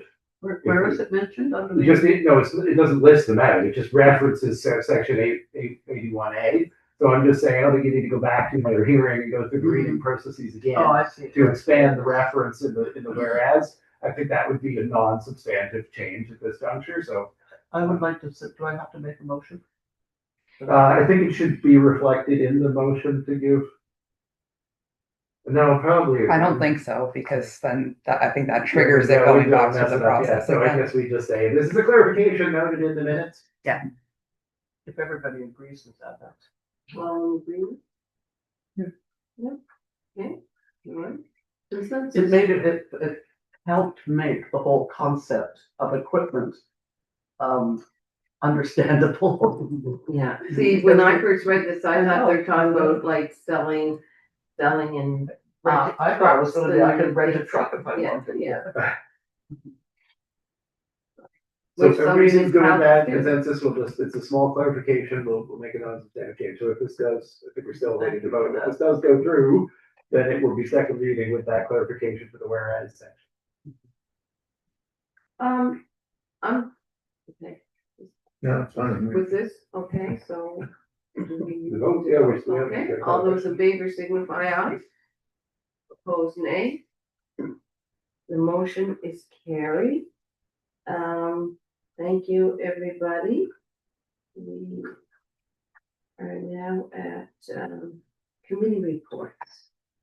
So I would like to just go back and ask the question about the letter that we were going to do in 8.1. And instead of, Two? no, 8.1, the letter to, no, sorry. No, 8.2, Blue Line. yes, 8.2, sorry. I saw Councilor Fulton in there instead, okay. I would recommend, rather than CCing the other two people on the letter, that we send separate letters to them. By all means.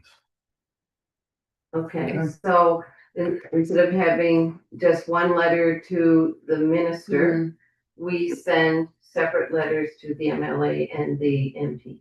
By all means. Okay. The So same. so So 4 three- separate letters then? I don't know if. Oh, the yes, there was a Mr. Regional manager doesn't necessarily get separated from the minister. I don't think. You're talking about the CC. So Yeah. it'd be 3 letters. That's just, Yeah. it wouldn't be the vote, is it? No, no, I'm just making it that we have 3 separate letters. Because the one goes to the same. No, they go to different places, but 4 separate letters. Before. 4 separate letters. But should there be an indication that that letter was also sent to the other parties? You could do it. Pardon? You do the reverse of a CC and say copy 2 at the bottom. Oh, yes, I could just put all 4. yeah, on the On bottom, the top, yeah. all Yeah, four- that's probably all what you four should on the do. top. Just treat it as if the way you've got it, put all 4, but then actually generate 4 Yeah. letters instead of one. because CC, it's more for your information. Yeah. And not action necessarily, so I think we should send to each separate, Excellent. Fine. okay? Sorry for that interruption. Okay, so we're going on to the Lunenburg, we'll skip that, we'll put that on hold till, Councilor Carver comes back. We'll go on South Shore Open Doors Association monthly report came. You weren't at that meeting, the soda meeting, they haven't, No, no, no, I'll be at there next. next month, okay. And your name's been put on their list, is, A shack? No, it's a soda. Oh, so. Yeah. We're not. I don't think we have an appointment on soda. okay, it's Shack that you have the meetings with, Yes. okay. So I And gotta so- confess, I haven't necessarily looked at every soda report, but the energy poverty stat's pretty alarming. Is that resulted in large part from NSPI's lack of billing? Because I've expected that would result from their lack of billing. It seems like a great thing not to get a power bill until your arrears for the whole year hit you at once, and if you're on unlimited means, you haven't put aside money and you have no ability to catch up. So I'm just curious if that 306,000, if that was maybe like 50,000 a year ago. I'm just curious if it's ballooned. I don't know. I go back and look at the reports from the year. And I've been expecting the that would be winter, the case because of the way that people would treat a bill that wasn't coming in, yeah, which like no one on a fixed income is, or no one on a limited income is putting aside the money. Yeah. There's other creditors screaming for it, there's other needs for it, yeah, Just like everybody else said. the expenses Except the creditor we're all paying back is us, so hey, that's not the point. would be higher, so. Yeah, that's interesting. Okay. Yeah, just, So, we'll move on. We'll go back to 9.1, which is the Lunenburg County Accessibility Advisory Committee minutes. Do you have anything to add to that, Councilor Carver? Is that your? Oh, no, this is. No, okay, Municipal Joint Services Board meeting minutes, we have those. Any questions about that? Okay, Cemetery Committee draft minutes, were there any? there's quite a lot of recommendations. Yeah. Karen's not here to make them. Is it? Okay, anyone on the committee who wants to do that, or are you aware of these changes? Because you're rather new. I don't This is- think that Councilor McCarron was appointed. or- No, I was appointed to the cemetery committee. But after the last meeting. Yeah, but I haven't seen, Yeah, I haven't so that's seen the these. problem is that like, these were well discussed by everybody present, but I'm the only one who was present here and I can't introduce any of these motions, so. Yeah. So is there time sensitivity to this in terms of, could we just wait until? Well, they're Deputy- budget recommendations, so I guess the question is, they're all just recommendations to the budget. Mhm. Do you want to treat them that way and make all these motions, put them in the draft budget? Or do you want none of these items to be in the draft budget at the next meeting with council, they'd be introduced and then they would go into the second draft of the budget? You know what I mean? Yeah. I think we could make them. Let's do it. It's pretty harmless to make the Yeah, motion to that'd be get it good. in the draft So budget. maybe Counselor Boone, you'd like to make them? Sure, yeah. Okay, and have a seconder, like, we'll just do that, so that they get to the first draft of the budget. So, So the first motion is. I make I the can read motion. them. You want me Yeah, to read them? you want me to make them, sorry. Yeah. Well, it's, if you have it there, but I Yeah, I can. got it. Okay. No, I make the motion that council include an allocation of $30,000 in the 26-27 cemetery budget for the purchase and installation of columbarium in Bayview Cemetery. All right. I'll second the motion, but then I have a question. Sure. Because I heard this sort of on the street, as it were, that there's gonna be a columbarium in Bayview Cemetery, and I thought, I'm sure they're mistaken, it must be Park Cemetery. How did it I happen? think How maybe did a even columbarium? outside the fencing. It's right up against the fence. Right against the fence, okay, it's something to do. So I mean, I with- was at the meeting, I can speak to it, it was well supported by all of the members of the meeting. In Bayview Um, Cemetery, Basically, a it comes registered down to heritage the- property. Is there an issue about the heritage property? It would have to be permitted. I mean, it would have to go through the permitting, the same steps as anything else, so it would be assessed as to whether it would change, would need approval from our heritage committee, and it's also gonna have to go to Heather to verify applicability of the land use bylaw, but if there's no budget for it, then there's no need to take any of those steps. In terms of the rationale behind it that was expressed, the cemetery committee has been working for many years and is very much focused on the idea of creating a self-sustaining financial model for the cemeteries in perpetuity. A significant potential for revenue generation has been identified in the columbarium. It's they're kind of the new thing in a lot of cemeteries, and there's a good cost to potential to generate revenue ratio here. So, you know, getting perhaps 3 or 4 times your return on the investment is a very reasonable expectation with these. We looked at the economics of both places. Well, Bayview is waterfront real estate. It is highly in demand, and it will generate revenue to pay for a cemetery that was given to the town with a deficit and no potential future revenue potential. So there's a strong rationale here in terms of the self-sustaining nature of the facilities. No one, unfortunately to say this, no one buried in Bayview is paying for the upkeep of Bayview anymore. The people in this columbarium will. So that was the intention. But it will go through the Heritage Advisory Committee. Yeah, I mean, if this passed and then the budget passed, and then, yeah, there'd be subsequent steps to be taken. Whenever there's a development permit application for a heritage property, then it triggers that process. Oh, because it's a heritage. Yeah. I see. Okay, so we have, And just to be clear, it's because Park Cemetery won't generate as much interest as Bayview Cemetery because it's an oceanfront property. I think the expectation is we probably would put in more columbarium, but this would be the first, and if it sells out, then, you know, we'd look at some other options. I think that's the strategy we discussed. Is there actual demand for this? Yeah, I mean, Or our is it speculative? cemetery Or is it is speculative? tremendously in demand. I think As Joe would say, You know, people are dying to get in. maybe it's nothing wrong to say, like, Wait. Mr. Morris, who is on the committee, and is probably the best equipped to kind of gauge the, like, his feeling was this would easily sell out. Yeah, It's just not, yeah. there's no question. No, I can totally see it. I'm just thinking about it from the heritage point of view. before my computer shuts off. And I'm seeing a plan of where it would actually go, so. So those things would come in time, I guess. Yes, thank you. But this is only about the allocation. Oh, Do we have a second? we had a Yes. seconder, yeah, First and So second. we haven't voted. we haven't voted, but excuse me while I turn my machine. Did we ever figure out why that wasn't working? Uh, Part of the reassembling of the tables after. it was done while I wasn't here, and so I didn't get under the table. And I can't reach it anyway. I'll put it on the list for tomorrow, crawl on the floor. So just for clarity, it's from the cemetery budget, that's distinct from the town budget? or this is town budget? Yeah, so the cemetery has its own budget.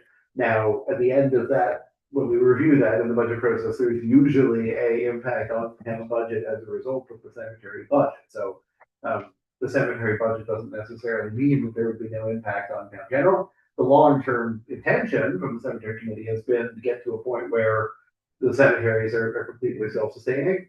But at this point, the general philosophy has been that town general does make some small contributions each year that then allow the cemetery to retain more of its earnings as opposed to sort of cleaning them out to make these type of investments. So that will all be looked at in perspective in the draft budget. If the motion passes, we'll have to show, what does this do to the cemetery budget? What is the knock-on effect to the town general budget? Okay, any other discussion? If all three of these approved, there will certainly be some contribution from the town general budget necessary to make this happen, because all three of the recommendations here are bad things to the cemetery budget. Ready for the question? All those in favor signify aye. Opposed, the motion is carried. Thank you. You may go on to the next one. Propose that council include an allocation of $10,000 in the 26-27 cemetery budget for the replacement of a section of picket fence in Bayview Cemetery. Okay, there's a second there for that. I'm just gonna say, in case anybody's wondering, the section in question, we got a grant, did all the picket fencing, except for the part that goes from essentially where our stormwater intervention is a part of the Edgewater project. So that stormwater channel that goes past the VIC from the cemetery, that's being redone and upgraded as part of the harbor construction contract.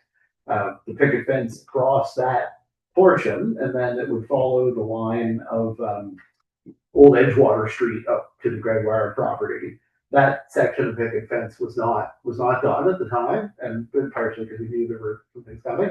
So there's a proposal essentially to reinstate that section of picket fence, but realign it such that it essentially runs over the top of the head wall of the culvert and connects to the stone wall on Old Edgewater, rather than having it run up over that wall and up into the woods. So it'll be a bit of a, not quite as long as the old picket fence that had collapsed. If anybody goes down there, these points will become, I think, quite a bit more evident if it's hard to explain not on site, but that's the section of picket fence that this corresponds to. Okay, any other questions, discussion? Okay, all in the question, all those in favor signify aye. Opposed, nay. The motion is carried. Okay, next one. All right. Was that council include an allocation of $10,000 in the 26-27 cemetery budget for the placement of trees in the town cemeteries? And the section of picket fence. I'll second that. Trees. Okay, in Bayview Cemetery. No, this is the next one. Oh, sorry. Okay, town cemeteries. All right, good. And I'll just note on this one that there was a big discussion about, we would obviously be courting donations as well, but that could be supplementary, so could do even more planting. So we are certainly not passing up the opportunity to ask people to dedicate trees in the cemeteries to whatever loved ones or anybody that they'd like to, and donate money, and that would be a great way to plant even more trees. A year or so ago, there was $50,000, I think, in the cemetery budget for trees, allocated trees. And that was to be for trees in Park Cemetery, is that right? So the 15,000, I think, was mostly the cleaning up of existing trees. But then we did have a budget to plant $10,000 to plant trees in Park Cemetery. Oh, so this is an additional. This is an addition. Okay. So we did do, Lauren reported on the tree plantings to the cemetery committee. We did do most of the budget that had been approved. Thank you. Okay. Well, we're hoping to stagger some different types and ages of trees, because all the trees, unfortunately, in the Park Cemetery were the same age and the same type, and so we're just they're all at the same stage of life at this point. We're not cutting the ones with luck. Well, if in between them we could get some new ones growing, then as the old ones need to be removed. That we'll have- rear- yeah. That rear one be Yeah, there's no plan to remove any living trees, even the ones that are old and struggling, but plant some new ones near them and then have a staggering of. They could, work on that road, recreate the road down at the bottom with, a couple of years ago, one of the tree groups, and it might have been Oh, around the pond? yeah, that they were giving away. And the cemetery committee has a long-term discussion around what to do with that water feature in the lower part. But the committee was hoping to put new lots down there to sell, and has actually did some geotech and determined that the ground is deep enough. So essentially, we can never really derive lot revenue. Columbarium around the water feature is definitely a thought, fix up the water feature, put some of the columbarium in there, nice peaceful area. So I think in the long term, that will probably become Green area. Green Barrel's been discussed quite a bit in the committee. I mean, if anybody's interested to come out, I'm not sure where we've Yeah. left that specific note. Kelly, I don't know if you remember. There has been a discussion on and off about what we could accept, because there's the old Poppers section, which was, for different reasons, was that type of a burial area at one point. But I don't think we've reached any conclusion about whether we would accept that type of burials in the cemeteries. Councillor, Everyone else now accepts them on private property. I know 10,000 for trees is a step too far for me, given what we're already contributing to this by donation by all means, by waiting for season end opportunities, perhaps nurseries want to clean out fields, if you will. But $10,000 is just too much for me. Dave, do you have an amount that you think is more appropriate for replacing and growing some new ones in the newer section? The trees, one has time, given the other expenses in this budget, I just defer. Okay, Well, I'll just note if the motion as it's written passes, we'll still talk about it again at the budget. yeah. That's- Any other discussion? Yeah, the motion was just more To take it to budget. to take it Yeah. to budget. Yeah, in particular, we should joke and, give the reason to explain, better than I'm doing why the committee did what they did. And if you guys feel that there's some changes needed, you can pursue that. And just for the record, that's part of a replacement plan because of the trees that are aging out, and just sort of to do the anticipatory planting between I'm not them. aware of what that purpose is, so I do it myself. Yeah. Mhm. Okay. All right, all those in favor, signify aye. Take it to budget, opposed? Thank you. No, one opposed, thank you.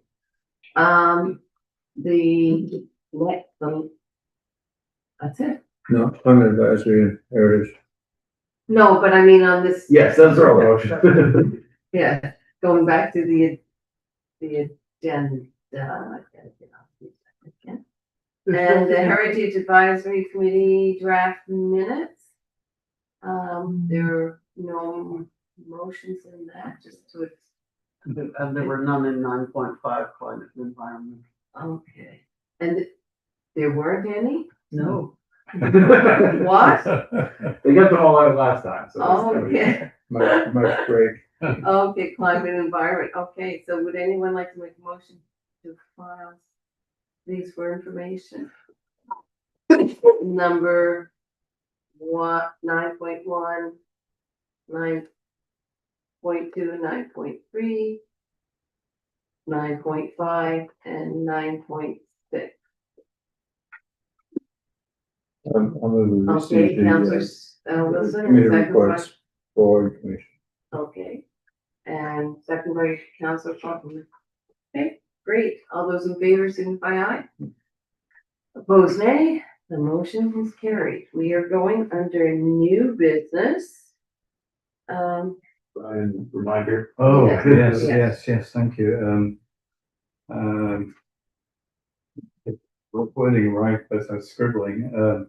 So make a notice of motion that council consider coloring the asphalt to be used on the Edgewater Trail. That'd be one motion. Okay, Another one would consider naming the Edgewater active transportation route, excluding the use of the word trail.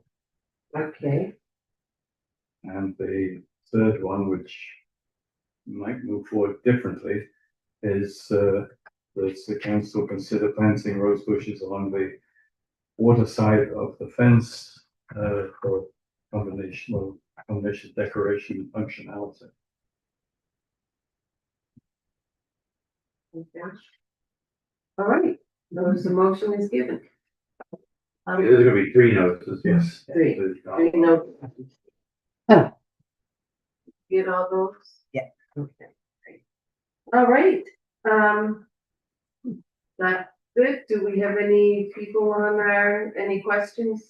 No questions, 7 watching. Seven watching. Okay, well, thank you for watching and hope you tune in soon. We'll be going into a lot of meetings about the budget in the near future. So I think this ends our council meetings for the month of March. Well, close session. Make a motion for a closed session. Yeah, oh, right. Mhm. But it ends the public one. Mhm. I'll make a motion, to go into closed session for purposes of discussing MGA 22-2A acquisition, sale, lease and security of municipal property, MGA 22-2C personnel matters, and MGA 22-2E contracts and negotiations. Okay, there's seconder, second by Councillor McCarron. Okay, all those in favor signify aye. Aye. Nay, the motion is carried. We will now go into closed session.